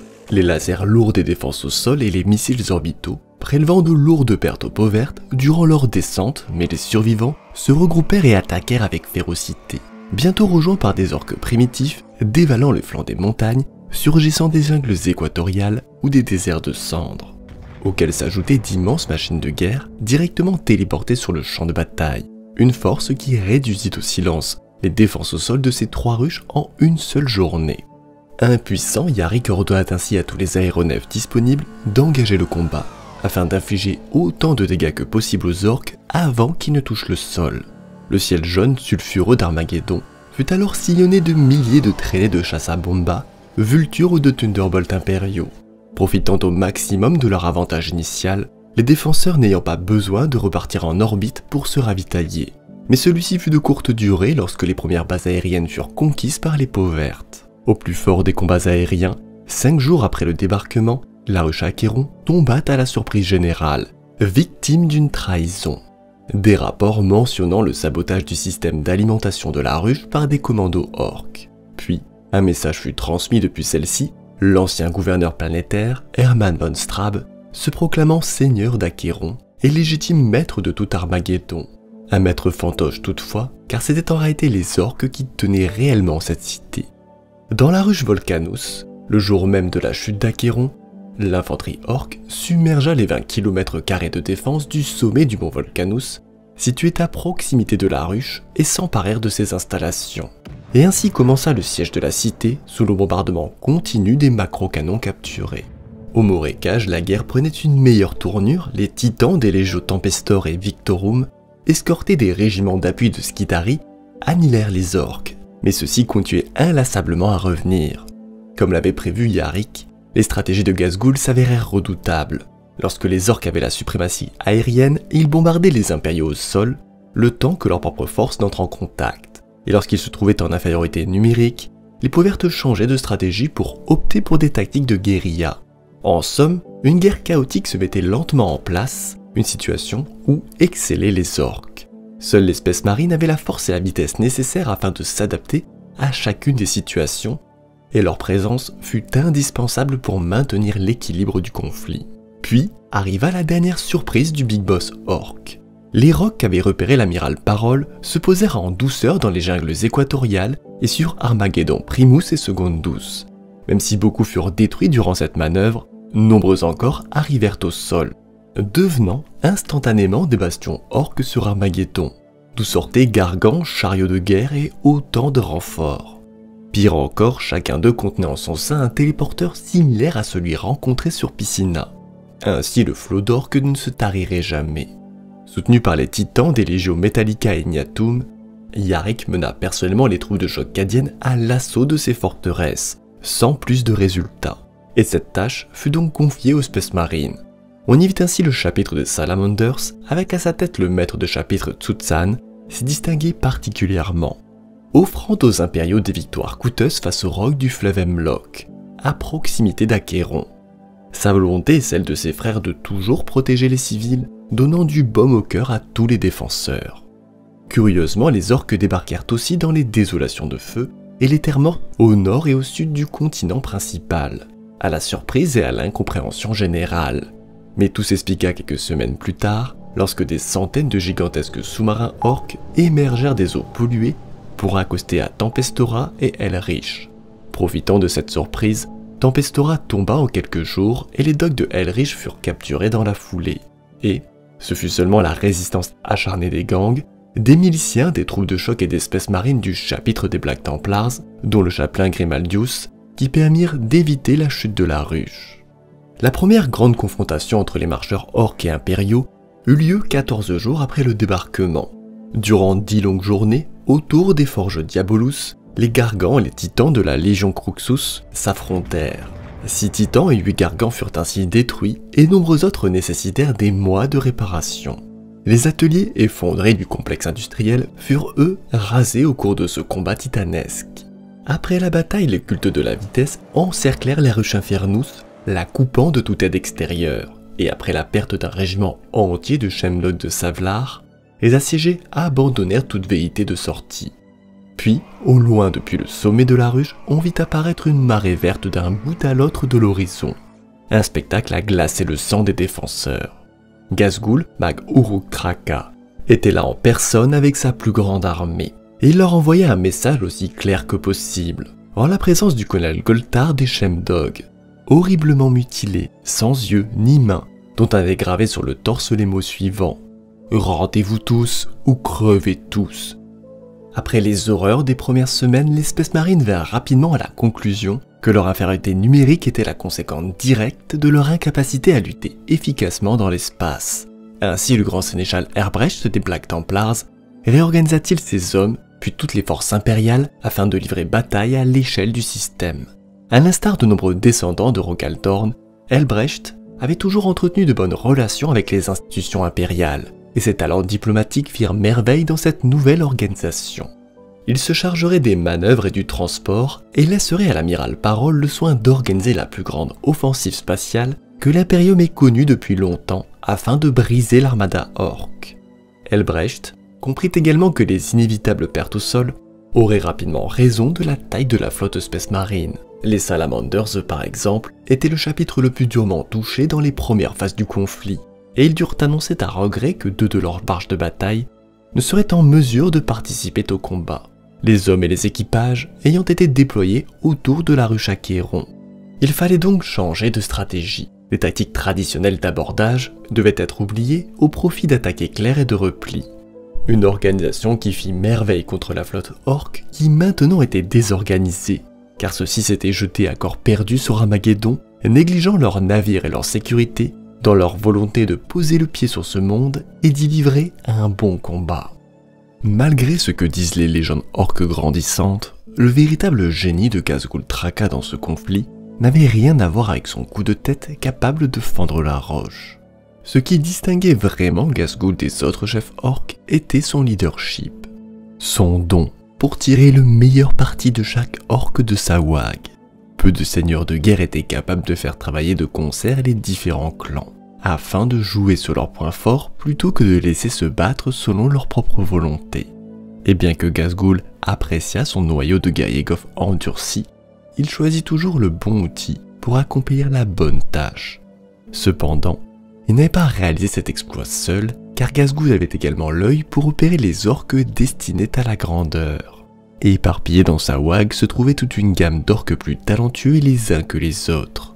Ceux-ci, n'agissant pas comme un conseil officiel, mais plutôt comme un cercle informel de chefs de guerre puissants et influents, tels que le boss Nikroth, ainsi que des mecs les plus performants, le plus célèbre d'entre eux étant peut-être Orchimède, le génie mec à l'origine des inventions telles que la technologie du Tela Tepula ou des submersibles, bien que nul ne sache réellement s'il a existé, car ce nom provenait uniquement des érudits impériaux et non des orques. L'ampleur de la guerre pour Armageddon devenait de jour en jour plus difficile à imaginer. Des milliards de vies étaient perdues dans des batailles sans fin, de sorte que le monde était devenu lui-même le synonyme de la guerre et de la destruction à grande échelle. C'était un endroit où les machines de guerre les plus puissantes de la galaxie s'affrontaient, et où les héros mouraient en masse. De toutes parts, les orques ressentaient les vibrations de cette wag, et comme des papillons attirés par une flamme, ils arrivaient toujours plus nombreux, la rumeur voulant que Ghazghul ait appelé le Ragnarok, la grande wag finale qui ferait basculer la galaxie. Pour contrer les orques, l'Imperium avait dû se mettre en état de guerre totale, alimentant ce hachoir à viande de troupes humaines équivalentes à des populations de planètes entières chaque jour. L'Imperium avait toujours redouté l'unification des tribus orques et maintenant ses pires craintes étaient réalité. Déjà les dirigeants impériaux les plus sages étaient confrontés à une sombre vérité. L'industrie d'Armageddon serait bientôt ruinée de manière irréparable. Et cette guerre ne visait maintenant plus qu'à éviter que cette étincelle n'embrase tout le cœur de l'Imperium. Au moins 23 chapitres de l'Abdetus Astartes combattaient désormais sur Armageddon, dont les White Scars ou les Space Wolves, et la plupart avaient déjà subi de terribles pertes. Les Celestian Lions furent pratiquement anéantis, tandis que les Blood Angels perdirent le capitaine Tycho pendant l'assaut de la brèche Tempestora. Les logisticiens impériaux peinaient eux à estimer combien de gardes prenaient part au conflit, mais on savait que 24 régiments y stationnaient au début de la guerre. Les orques subirent également de lourdes pertes, mais celles-ci ne savaient qu'à les stimuler davantage. Vers la fin de la première phase de la guerre, les tactiques du grand sénéchal Herbrecht et du défunt amiral Parol, disparu dans le warp après l'épéronnage d'un Space Hulk à l'origine d'une grande partie des téléportations de peau verte, leur permit lentement de reprendre le contrôle de l'espace, ce qui endigua la marée orque sur Armageddon. Cependant, en raison de leur cycle de reproduction, cette menace ne disparut pas pour autant. Après plusieurs mois de conflits incessants, une impasse préoccupante se mit en place car aucun des deux camps n'arrivait à prendre l'avantage. Et lorsque la saison du feu arriva et que les premiers vents brûlants se mirent à souffler, le conflit cessa, se limitant alors au contour des ruches afin de profiter de la protection qu'elles offraient. Dans la ruche Hades, ravagée par la colère de Ghazghul, les orques cherchèrent refuge dans ses ruines et une guerre brutale s'ensuivit contre les maigres survivants. Toutefois, la plus grande menace causée par cette tempête venait des orques cherchant refuge au milieu des jungles, et la base Cerbera fut soumise à un siège constant de ces hordes qui, étrangement, engendra une augmentation de l'activité autour du monolithe d'Angron, que l'Imperium mit en relation avec la présence du chapitre des Relictors à proximité du site durant toute la saison. Les deux camps profitèrent ainsi de cette accalmie pour faire venir davantage de troupes fraîches, à l'avantage évident des impériaux. Même si certains chapitres choisirent alors de se retirer, tels que les Blood Angels ou une grande partie des Salamanders, les commandants impériaux purent toutefois compter sur des régiments de renom comme les preneurs de crânes de Kanak, une force issue des indigènes de ce monde nocturne, connue pour son activité volcanique intense, dont certains spécimens étaient réputés pour être plus proches de l'Ogryn que de l'homme, un avantage précieux pour les combats dans les désolations de cendres. L'Imperium ratissait désormais plus large que jamais, afin d'apporter sur ce monde toujours plus de soldats. Un appel général aux armes dont répondit le monde de Valhalla ou de Necromunda. Enfin, après des mois de tempêtes aveuglantes, la saison du feu toucha à sa fin et la fraîcheur de la saison des ombres la remplaça, et recommença alors une nouvelle saison de carnage, dont un des faits notables fut la mort des mains des hommes de la 13e pénale ou tête brûlée de Schaeffer, du nom de leur colonel bien-aimé, du gouverneur traître Hermann von Strabe, seigneur autoproclamé de la cité russe d'Achéron. Paradoxalement, au paroxysme de cette guerre qu'il avait tant souhaitée, Ghazghul prit une décision. Il était temps de passer à autre chose. Ces batailles se perpétueraient désormais sans lui, et alors même qu'il pataugeait dans les corps et qu'il récupérait des casques de Space Marine pour son porte-trophée, Ghazghul sentit une pression monter derrière sa plaque d'adamantium crânienne. Il était sur le point d'avoir une autre vision, et si la douleur dans son crâne était une indication, celle-ci serait monumentale. Embarquant dans son navire amiral en orbite le Kilweka, il s'éteint enfin aux éclairs verts qui remplissaient son esprit fracturé. Les voix de Gork et Mork n'avaient jamais été aussi stridentes, et les hurlements résonnaient avec force dans sa tête. Ghazghul ne parvenait pas à éclaircir ses pensées, ni à déchiffrer ce que les voix gutturales de ses dieux lui disaient. Mais la douleur des visions était trop atroce, et son œil valide se gonflait alors qu'il rugissait d'agonie. N'importe quel autre orc aurait considéré Armageddon comme une victoire en soi, une bonne bagarre qui ne s'arrêterait jamais. Mais il avait son ambition. Béni par ses visions de conquête, il ne savait pas ce qu'il cherchait, mais comprenait seulement qu'il ne le trouverait pas ici. Confiant dans ses voix, il ordonna à une poignée d'appareils de sa flotte de quitter ce monde. Et alors que ses vaisseaux prenaient de la vitesse, son départ ne passa pas inaperçu. Les stations d'augure impériales l'enregistrèrent et comprirent ce qu'il se passait. Et quelques jours plus tard, la poursuite fut lancée. Le commissaire Yarrick à la tête d'une flotte et le grand sénéchal Herbrecht à la tête de l'autre se mirent à prendre le Big Boss orc en tenaille, piégeant le pauvre qui ne pouvait s'enfuir, leur navire trop lent face à ceux de leur attaquant.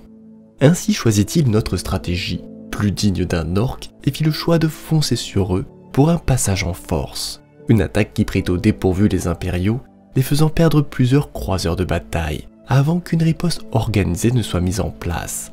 Tir de bordée après tir de bordée, le Kilweka fut alors transformé en une épave dérivant dans le vide, et tandis que Yarrick et Helbrecht se préparaient à monter à bord afin d'y porter le coup de grâce au Big Boss orc, un événement étrange se déroula. Le navire entier fut recouvert par une énergie verte crépitante. À l'intérieur, Ghazghul bascula violemment, son crâne recouvert d'adamantium entouré de flammes verdâtres. Gork et Mork l'avaient entendu. Ils devaient unir tous les orques de la galaxie afin de la faire résonner du son de la WAG. Continuant à lui parler, la voix ajouta que seule une bataille sans fin permettrait d'appeler le Ragna orc final qui ferait surgir Gork et Mork eux-mêmes. Puis, le navire disparut complètement, laissant un Yarrick effondré qui tomba sur le pont de la nef. L'évasion de Ghazghul n'augurait rien de bon pour la galaxie, et le vieil homme jura qu'il repartirait en croisade contre lui. Lorsque tomba quelques mois plus tard la Noctis Aeterna et que la cicatrice Maledictum émergea coupant l'Imperium en deux, Armageddon se retrouva seul, témoin malgré elle de l'émergence d'un nouvel adversaire en la présence des démons du chaos. Une fissure dans la réalité s'était ouverte dans les régions polaires au nord d'Armageddon, vestige d'une blessure issue de la Première Guerre, un trou béant dans le warp nommé la Porte de l'Ange Rouge, depuis laquelle émergea un torrent d'horreur, qui poussa les deux anciens ennemis à créer une alliance de fortune contre cette nouvelle menace. Leur monde était désormais ravagé, car les démons s'entre-déchiraient entre eux. Tzench contre Khorne se battait pour savoir qui posséderait cet astre, et la moitié de la planète était désormais un monde démon, un paysage infernal fusionné au-dessus de ce qui avait été autrefois un monde ruche. Tandis que des démons titanesques foulaient le sol ravagé, les forces impériales avec des éléments de 9 chapitres Space Marine, dirigés par les Salamanders, réussirent à arrêter le rituel qui aurait ramené le primarque maudit Angron sur cette planète qu'il avait défiée quelques 500 ans plus tôt. Une faible accalmie avant une nouvelle tempête.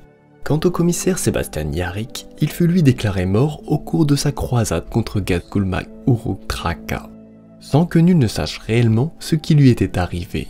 Certains doutant même de son trépas, car il ne serait pour eux qu'un outil de propagande afin de galvaniser les troupes avant son retour triomphal, telle la mort de Marneus Calgar sur Vigilus. Nul ne le sait, mais peut-être que la 4e guerre pour Armageddon lèvera-t-elle ce voile, une chose que seul l'avenir nous dira.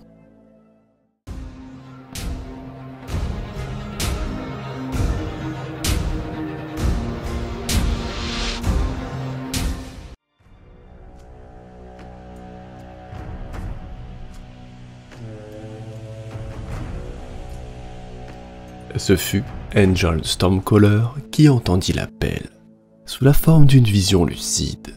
Le haut prêtre rune des Space Wolves, y voyant le spectre d'un loup qui imprimait sous ses pas la vision d'un monde en ruine. Ses continents noyés dans un déluge de sang, dont le rouge des yeux de la bête en était l'écho. Puis, l'esprit grogna une phrase qui continua de se réverbérer dans son esprit des heures après qu'il eut quitté son isolement. La mort s'en vint pour Armageddon. Des mots qui poussèrent les Space Wolves, avec à leur tête le loup suprême Logan Grimnar, à se mettre en route afin de clôturer un chapitre vieux de plus de 500 ans. Mais il ne fut pas le seul à recevoir cette vision. Le grand sénéchal Herbrecht des Black Templars la contempla lui aussi sous la forme d'une immense figure, les traits occultés par un halo de radiance. Elle lui posa sur l'épaule une main brûlante, dont le toucher projeta dans son esprit des images de profanation, pyramides poisseuses de sang, se dressant au-dessus de déserts de cendres. Il vit aussi des frères mourir par centaines, et le sang pleuvoir des cieux. Puis, il comprit qu'il connaissait cet endroit, Armageddon, et il ouvrit les yeux. Écoutant sa foi, plus que sa raison, il fit son choix, et son vaisseau amiral, l'éternel Outsider, ralluma ses antiques moteurs. Les Black Templars lançaient une seconde croisade pour ce monde. En émergeant dans le système d'Armageddon, le cuirassé fut accueilli sous un déluge de transmission Vox et de lecture Spex. Ils n'étaient pas les seuls à s'être portés au secours de ce monde, et les Space Wolves étaient eux aussi présents. Leur barge de bataille The Allfather Honor flottait déjà en orbite au-dessus d'Armageddon Primus, contraignant Helbrecht à se concentrer sur Armageddon Secundus. Lorsque le Thunderhawks de Logan Grimnar se posa sur le tablier de la ruche Volcanus, le loup suprême y découvrit des défenseurs exténués. Ceux-ci avaient passé de longues années à se préparer à une invasion orque pour finalement se retrouver confrontés à une insurrection du chaos, qui les avait alors poussés dans leur dernier retranchement. Grimnar prit ainsi naturellement le commandement de ses forces exsangues, fusionnant les unités décimées et dépêchant ses hommes pour écraser toute résistance au sein de la ruche Volcanus et des plaines de Entrante, une étendue de cendres au sud de la ruche qui serait cruciale pour empêcher les agresseurs orques ou hérétiques de traverser les monts Volcanus et de prendre les défenseurs de la ruche par le flanc. Pendant que les Space Wolves consolidaient les défenseurs, les Black Templars, eux, portèrent leur attention sur le continent d'Armageddon Secundus, plus grand et plus peuplé que le continent primaire. Il avait été le cœur administratif et industriel d'Armageddon, mais les deux invasions orques successives avaient réduit la ruche Hadès à une ruine fumante et diminué de près de 75% la population de Tartarus. Ainsi, lorsque les Black Templars se posèrent à l'ouest de la ruche Infernus, les hérétiques, menés par la cultiste Ascaral ensanglantée, avaient déjà ravagé la ruche Thoradis et se dirigeaient désormais vers les ruines de la ruche Hadès, bientôt renforcés par de nombreuses unités traîtres de l'Astra Militarum, qui menaient avec eux blindés, artillerie et aéronefs. Aux côtés de Helbrecht se trouvait aussi le grand chapelain Merek Grimaldus, qui lui retourna à Elrich sur les lieux de sa célèbre défense du temple de l'empereur ascendant, où il permit d'y purger l'hérésie, maintenant une présence forte impériale dans la ruche durant tout le conflit. Ces soulèvements hérétiques provenant de l'émergence après l'ouverture de la cicatrice malédictum d'une anomalie warp nommée la Porte de l'Ange Rouge, un point de convergence des forces empyréennes ayant provoqué une fissure dans le tissu de la réalité, de laquelle sortaient quantité de démons de cornes, Space Marine du chaos et titans, et dont émergeait une quantité d'énergie impie capable de corrompre tout ce qu'elle touchait. Ainsi des dizaines de régiments s'abandonnèrent à l'étreinte de Khorne, le dieu du sang dans les désolations de feu, bientôt rejoints par autant de cultistes et fanatiques dans chacune des ruches de la planète. C'étaient ces forces contre lesquelles luttèrent les Space Marines à leur arrivée, mais ils n'étaient en réalité que les prémices d'un bien plus terrible mot. Lorsque la ruche d'Oradis tomba dans leurs griffes, la mort et la destruction qui en résulta fit enfler cette balafre dans la réalité, qui, tel un phare, se mit à palpiter dans le warp, un appel que l'ancien vaisseau amiral d'Angron, le Conquéror, entendit. Et lentement ses réacteurs se rallumèrent, et il plongea dans l'immatérium sans crier garde, en entraînant dans son sillage quantité de démons de cornes et vaisseaux d'innombrables World Eaters et d'autres renégats. Un événement qui ne passa pas inaperçu sur Titan, siège du chapitre mystérieux des Chevaliers Gris. L'essence psychique de leur divinateur prognosticard, guettant à chaque instant dans la trame de la réalité les signes annonciateurs des manifestations démoniaques. Et tous convergeaient maintenant vers Armageddon. Pire encore, quelque chose d'autre fonçait à grande vitesse sur cet astre, l'Ange Rouge était de retour. Ainsi, à la vue de l'urgence de la situation, le chapitre prit une décision. Les prognosticards utilisèrent alors les arcades abscons qu'ils avaient patiemment collectés et débutèrent un rituel démoniaque pour projeter dans le warp l'esprit de l'un d'entre eux et contacter par ce biais les deux chapitres Space Marine. Un subterfuge coûteux mais nécessaire, car l'ordre devait demeurer caché. Ce n'était cependant pas suffisant, et la 5e confrérie du grand maître Morvan se dirigea sur Armageddon. Ils devaient de leur côté continuer une guerre secrète débutée depuis 10 000 ans contre le chaos. Ainsi, lorsqu'arriva le Conquéror et sa flotte, ce fut contre les forces combinées de l'Eternal Crusader et de Allfather Honor qu'elles tombèrent. Mais le navire amiral des World Eaters n'était pas là pour ça, et il se dirigea à toute vitesse sur le monde en sacrifiant autant de vaisseaux que nécessaire, le temps de larguer ses hommes. Ce qui ouvrit un 3e front au nord d'Armageddon Primus et renforça les forces hérétiques dans les ruines de la ruche Hadès. Et seule la capture du pont Eumendiès par les Black Templars permirent d'éviter qu'elle ne se répande dans tout Armageddon Secondus. En parallèle, le castellan Holzer des Black Templars supervisa une offensive impériale vers les ruines de la ruche d'Oradis, avec l'assistance du colonel Corse, commandant du 74e corps de la Death Corps. Sous ses conseils, on fortifia une série de positions afin d'éviter en cas d'échec toute contre-attaque hérétique. Un système de bunkers et de tranchées que l'on nomma la ligne Imperator Alpus et qui réussit à endiguer l'expansion des hérétiques aux limites de la ruche en ruine. Mais l'arrivée d'Angron changea la donne. Alimenté par cette frénésie de carnage, celui-ci fendit les cieux et balaya des lignes entières de fantassins, émergeant dans des torrents de sang, accompagnés de monstruosités canines bondissantes et de sanguinaires assoiffés. Cette force s'abattit avec une telle fureur que les hommes du castellan Holzer durent se replier jusqu'aux dernières lignes de la fortification de la ligne Imperator Alpus, et seul l'usage de bombardements orbitaux sur leur propre ligne leur permirent de gagner suffisamment de temps pour organiser une retraite en bon ordre le long de cette fortification. Sur l'autre continent, les défenseurs de la ruche Volcanus virent arriver des appareils de débarquement World Eaters qui bouleversèrent l'équilibre des forces, les hérétiques traversant les défenses successives de la ligne méridienne avec une relative facilité, les hommes les défendant n'étant pas équipés pour faire face à pareille menace, mal préparés et manquant de tout, ils furent rapidement submergés par les attaquants qui ne firent alors qu'une bouchée d'eux. Ironiquement, le répit salvateur provint des orques eux-mêmes. Ceux-ci, excités par la fureur des combats, sortirent en trombe de la jungle équatoriale, les accaparant suffisamment longtemps pour permettre aux défenseurs de se redéployer et de se fortifier. Quand Logar Grimmar eut vent de ce massacre, il envoya des renforts qui stabilisèrent le front dans les ruines des fortifications de la ligne Meridium et Orientum. Mais ce répit ne fut que de courte durée, car la force World Eaters, qui avait atterri à proximité de Volcanus, se mit alors en mouvement, avec leurs têtes sanguinaires et écarisseurs, et menés par le buveur de sang Zulkor, qui ne furent alors stoppés que par la charge de cavalerie de Logan Grimnar et de ses gardes-loups, qui traversèrent les rangs démoniaques pour se diriger directement vers le démon majeur. S'ensuit alors un duel sanglant qui prit fin quand la hache Morkai de Logan s'enfonça dans le crâne cornu du démon. Le périmètre au nord de Volcanus était désormais sécurisé. L'arrivée d'Angron à Thoradis porta un coup fatal aux efforts des loyalistes de reconquête de ces ruines. Mais ce ne fut pas tout.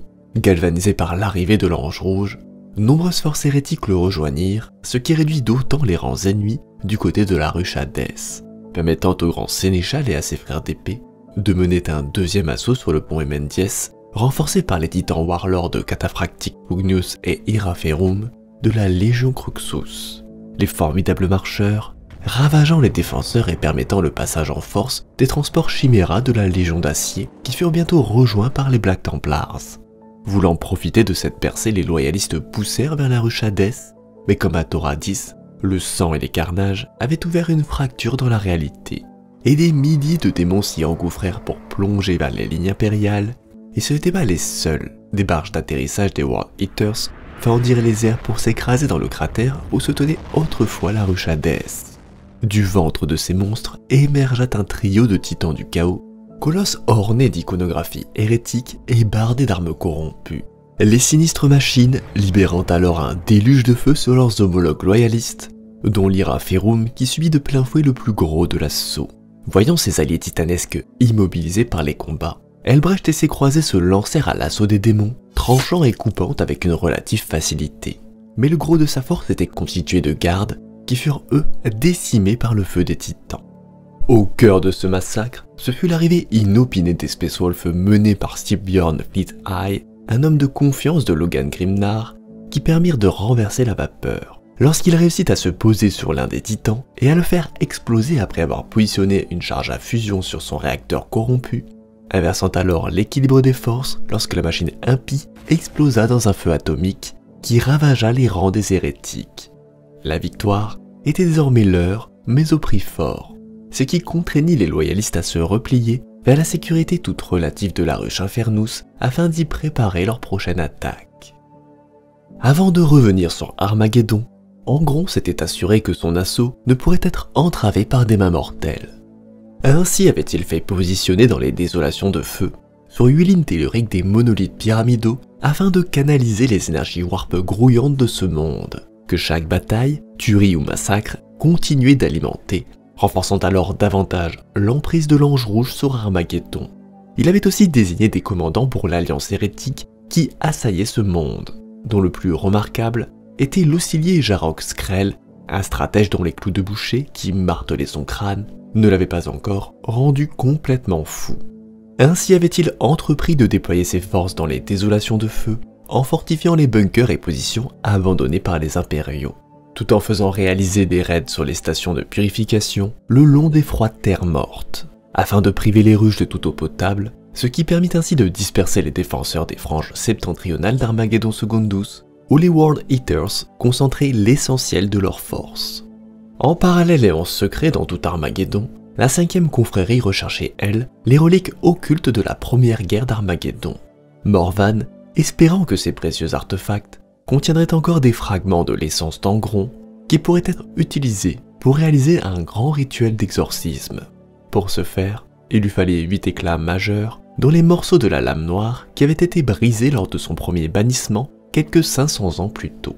Ainsi, dans la jungle équatoriale, l'archiviste Lovric traqua le fumet psychique de l'Ange Rouge jusqu'à atteindre le monolithe d'Angron, immense construction trônant fièrement au milieu de la végétation toxique, qu'il purifia grâce à l'application d'une sainte onction faite à partir de sang d'intouchables sacrifiés. Pendant ce temps, Tauros Endron, frère capitaine de la 5e, cherchait lui un moyen de détruire la forme physique d'Angron, fouillant les forges Diabolus ravagées par les orques, un ensemble de manufactorum s'étendant le long des monts Diablo. Il y trouva enfouie dans ses ruines une cache d'armes issue du Moyen-Âge technologique. Des rangées de missiles vortex capables de briser le glacis de la réalité et d'y jeter ses victimes directement dans le warp. Mais ce n'était que la partie émergée des actions des Chevaliers Gris. Partout et en petits groupes, ils entreprenaient des actes qui semblaient peut-être futiles séparément, mais qui, ensemble, tissaient la base d'un immense rituel d'exorcisme. La guerre continuait, elle, d'embraser Armageddon, tuant des millions d'hommes et amplifiant toujours davantage les torrents d'énergie empyréens qui frappaient ce monde, renforçant alors inéluctablement les hérétiques qui se nourrissaient de ces carnages. Le grand maître Morvan le savait, il devait révéler sa position à ses alliés malmenés s'il souhaitait réaliser la phase finale de son plan, qui mettrait ainsi fin à cette guerre. En envoyant un message à une poignée d'officiers impériaux, dont Logan Grimnar, Elbrecht, plusieurs agents inquisitoriaux et le précepte Matthäus Calonis de la Légion Croxus, il les convoqua à une réunion de crise. Sa projection holographique demeurant seule, face au regard consterné de ses commandants qui se demandaient tous qui était cet homme. Seul Logan Grimnar fit preuve de considération, sachant lui très bien ce qui se tenait devant lui, car en réalité, il était le seul à avoir déjà combattu avec les Chevaliers Gris et y avoir survécu pour s'en souvenir. Ainsi Morvan déclara que s'il ne fermait pas la porte de l'Ange Rouge, il n'y aurait pas de gagnant à cette guerre. Et pour réussir cet exploit, ils devaient tous travailler de concert et mettre fin à leurs désaccords, car tant que les Black Templars et les Space Wolves s'entre-déchiraient sur la conduite à mener pour triompher, nul ne vaincrait. Le coupant, le Fenricien argumenta que massacrer la population d'Infernus ne ferait pas gagner la guerre, bien au contraire. Elle provoquerait le retournement de la classe politique d'Armageddon contre eux, car ils étaient les protecteurs des sujets de l'empereur et non leurs bourreaux. Lui répondant, le grand sénéchal ajouta qu'ils étaient tous coupables, car c'était le peuple d'Armageddon qui avait provoqué ce désastre, et la seule façon de le stopper était de l'éradiquer à la racine. Levant le poing bien haut, le grand maître mit fin à ces disputes. De telles querelles étaient contre-productives, affirma-t-il. La fermeture de cette faille devait être leur priorité. Son plan était assez simple. Profitant du formidable dispositif défensif qu'était le complexe industriel Diabolus, une structure tentaculaire bordée par les hauts pics de la chaîne de montagnes du même nom, la force impériale située le long de la ligne Imperator effectuerait une retraite méthodique vers l'ouest afin d'attirer les traîtres dans une bataille peu avantageuse en terrain montagneux. Et cela pour faire gagner du temps à la seconde offensive, menée par Morvan, assisté du précepte Calonis, du castellan Holzer, du colonel Corse et de Styrbjörn Flythigh, qui à la tête d'une armée conséquente traverserait la mer bouillante pour s'attaquer directement à la porte de l'Ange Rouge. Et bien que la tension entre Grimnar et Elbrecht demeurait palpable, tous deux acceptèrent ce plan. Ainsi les forces combinées des deux chapitres Space Marine prirent position dans les forges Diabolus, fortifiant ces ruines, pendant que la retraite de la ligne Imperator se déroulait de façon échelonnée. De nombreuses contre-attaques et actions d'arrière-garde furent lancées pour attirer les traîtres, et au 5e jour, plus de la moitié de la force impériale était déjà morte. Mais maintenant, l'armée d'Angron suivait rageuse les survivants à seulement quelques kilomètres de distance. Quand ils franchirent les contreforts des monts Diabolo, l'artillerie loyaliste les canalisa vers les vallées rasées en contrebas, puis le moment venu, celle-ci tonna et déchira les rangs des traîtres, et déversant sur eux quantité de tonnes de rocailles. Cependant, bien que directe, la progression des World Eaters n'était pas dénuée de stratégie, et Angron savait reconnaître un piège lorsqu'il en voyait un. Ainsi avait-il ordonné au meute de Munificang d'escalader les montagnes par l'ouest et le nord, des terrains que les défenseurs avaient jugés infranchissables, pour frapper directement les extrémités des fortifications impériales. Ceux-ci, une fois arrivés, furent renforcés par des meutes d'octoliers qui émergèrent dans des nuages de sang. Commença alors un massacre indescriptible qui eut pour effet de détourner l'attention d'une partie des loyalistes, pendant que des princes démons ailés et des machines démons volantes neutralisaient méthodiquement l'artillerie. Bien que les cols étroits étaient encombrés de gravats, rendant impossible la progression des chars hérétiques, les marcheurs démoniaques réussirent toutefois à escalader les falaises pour creuser des brèches dans les murs du complexe. Mais les défenseurs Space Marine demeuraient stoïques, attendant le bon moment. Les forces du Loup Suprême couvrant le versant ouest avec le soutien des bataillons pénitentiaires des Capuches Rouges de Miasma, tandis que Elbrecht et ses croisés, renforcés par la présence de 3 Draenut, supervisaient les défenses du sud. Lorsque les premiers régiments hérétiques atteignirent ces lignes, ils furent proprement anéantis par la puissance combinée de ces forces, et ce fut ce moment que choisit Angron pour faire son entrée. Plongeant depuis les cieux, il se lança à corps perdu sur les lignes Black Templars, fendant les carapaces des Draenut et massacrant des dizaines de Space Marines. Ce qui força bientôt le chapitre à se replier vers les lignes Space Wolf, suivies de près par les hérétiques. Le piège se refermait sur eux. le primarque démon débouchant bientôt dans le complexe de forge Diabolus, là où l'attendaient le frère capitaine Taurosandron et ses frères chevaliers gris. Ceux-ci avaient tracé au sol à la poudre d'argent et d'os un hexagramme unicursal, et sur chacune de ces 6 pointes, il avait posé une ogive vortex récupérée précédemment. Puis, au moment voulu, il entonna ses cantiques de bannissement et ses frères ouvrirent le feu à l'aide de leurs volteurs et de leurs armes psy sur le démon, qui hurla son mépris contre cette pathétique sorcellerie et chargea à travers l'hexagramme, les couches de protection brûlant sa peau sans plus l'inquiéter. Mais contrairement à ce qu'il pensait, ce cercle d'asservissement n'était pas là pour lui. Son rôle était plutôt de contenir la déflagration des ogives vortex qui, dans une bulle d'énergie luminescente, disloqua l'enveloppe du primarque démon avant de se résorber dans un grondement caverneux, avec une telle intensité que le complexe industriel lui-même se mit à trembler puis à s'effondrer complètement. Angron avait été banni, mais que temporairement, et les rares survivants se replièrent alors vers la ruche Infernus. L'issue de ce conflit se jouerait désormais dans les désolations de feu. Les forces impériales devaient déjà réussir à prendre pied dans cette région tombée aux mains des hérétiques. Toutefois, le grand maître Morvan disposait maintenant d'une immense armée composée de 20 régiments de l'Astra Militarum, en grande partie issus du 74e corps de la Death Corps et commandés par le colonel Corse. Mais en raison de la guerre spatiale qui déchirait le ciel au-dessus d'eux, ils durent se résigner à utiliser des moyens plus conventionnels pour traverser la mer bouillante. Ainsi, appareils marchands, barges militaires et navires océaniques furent-ils réquisitionnés, tandis que l'espèce marine conduite par Holzer et Flint Eye se rassemblèrent eux sur l'île Phoenix, située à quelques kilomètres des côtes des désolations de feu, y prenant rapidement pied et récupérant par la même occasion le spatioport Victorinus, qui en grande partie intact faciliterait le ravitaillement tout en permettant aux aéronefs impériaux de fournir désormais un couvert aérien. Les premiers débarquements étaient prévus au sud des mines de Shayaranas, et en avant-garde les chevaliers gris de Morvan se téléportèrent à proximité et entreprirent de nettoyer les nids d'armes lourdes et autres positions défensives de la côte, tandis que les scouts de Flint High s'infiltrèrent eux dans les réseaux de bunkers avec une telle efficacité que lorsque les premières compagnies de garde posèrent le pied sur ce continent, ils y trouvèrent les portes ouvertes et seulement une poignée de défenseurs pour les accueillir. Bientôt des régiments entiers débarquèrent, puis se dirigèrent vers le nord en passant par les mines de Shayaranas, un colossal réseau de carrières à ciel ouvert et de puits abyssaux, auxquels s'ajoutaient de formidables défenses que l'on nommait la ligne de fer et qui avaient été conçues initialement pour empêcher les orques de s'immiscer davantage dans les désolations de feu. Cette zone était donc fortement défendue et nombreux furent les hommes de la Death Corps qui succombèrent, et seul leur stoïcisme à toute épreuve leur permirent de progresser malgré les pertes et l'influence grandissante de l'Empire réen, capable de faire apparaître n'importe où et à n'importe quel moment des légions de démons. Et alors que la force impériale subissait les plus lourdes pertes, les Black Templars et les Space Wolves lancèrent des assauts ciblés sur les points de résistance ennemis, pendant que les chevaliers gris bannissaient les assaillants démoniaques. Au terme de 2 jours de combats acharnés, les loyalistes approchèrent de la ligne de fer, et à l'aube du 3e, le siège débuta. Les défenseurs hérétiques menés par la cultiste Ascara l'ensanglantée, qui avait quitté la ruche Thoradis, y menaient grâce à une discipline de fer basée sur la force, l'intimidation et le meurtre, une force précaire, une alliance de fortune de cultistes, de soldats renégats et du titan Banelord, de Tarda Moros, ainsi que de titan Rivers de la Légion Vulpa. Une force terrible qui ravagea les premiers rangs des hommes envoyés contre elle, manquant de faire défaillir les impassibles gardes de Krieg.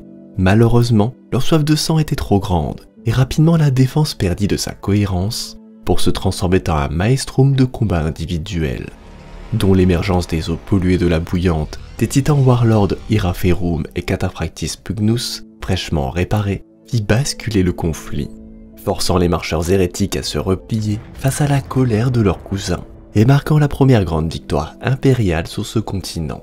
En parallèle, les chevaliers gris de la 5e confrérie avaient localisé des monolithes élevés sur toutes les désolations de feu et au-delà par les dévots d'Angron, constructions faites d'os et de chair qui avaient été positionnées sur des lieux saturés d'énergie warp, sites d'antiques massacres ou autres emplacements maudits par l'aura maléfique de l'Ange Rouge. En détruisant ces temples à la gloire de Khorne, les chevaliers gris espéraient affaiblir suffisamment ces liens qui maintenaient ouverte la porte de l'Ange Rouge afin que le grand maître Morvan puisse exécuter son grand rituel de bannissement et sceller cette porte une fois pour toutes. Toutefois, deux monolithes d'ancrage majeurs situés aux jonctions des deux principales lignes telluriques du sud-ouest et du sud-est étaient encore en place et devaient être détruits en priorité. Le premier situé au sud-est du Mesa Pourpre, la montagne depuis laquelle ondulait la porte de l'Ange Rouge, serait attaqué par les Black Templars du Castellan Holzer, tandis que les Space Wolves de Styrbjörn Flint High se chargeraient du second, afin de laisser aux Chevaliers Gris de Morvan la voie libre pour attaquer directement la porte de l'Ange Rouge.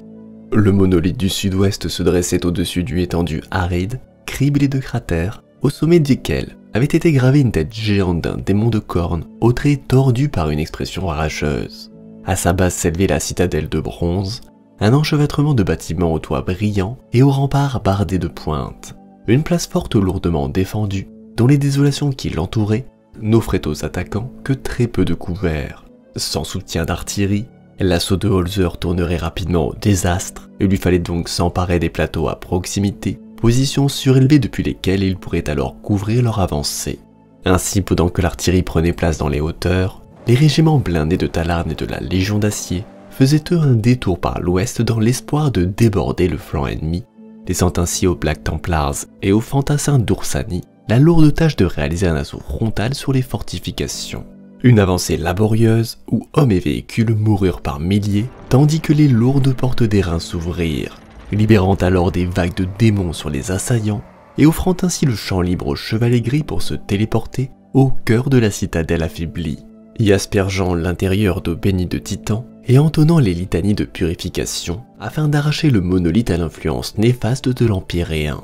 La mission accomplie, ils se désengagèrent et appelèrent une frappe orbitale pour pulvériser ces lieux.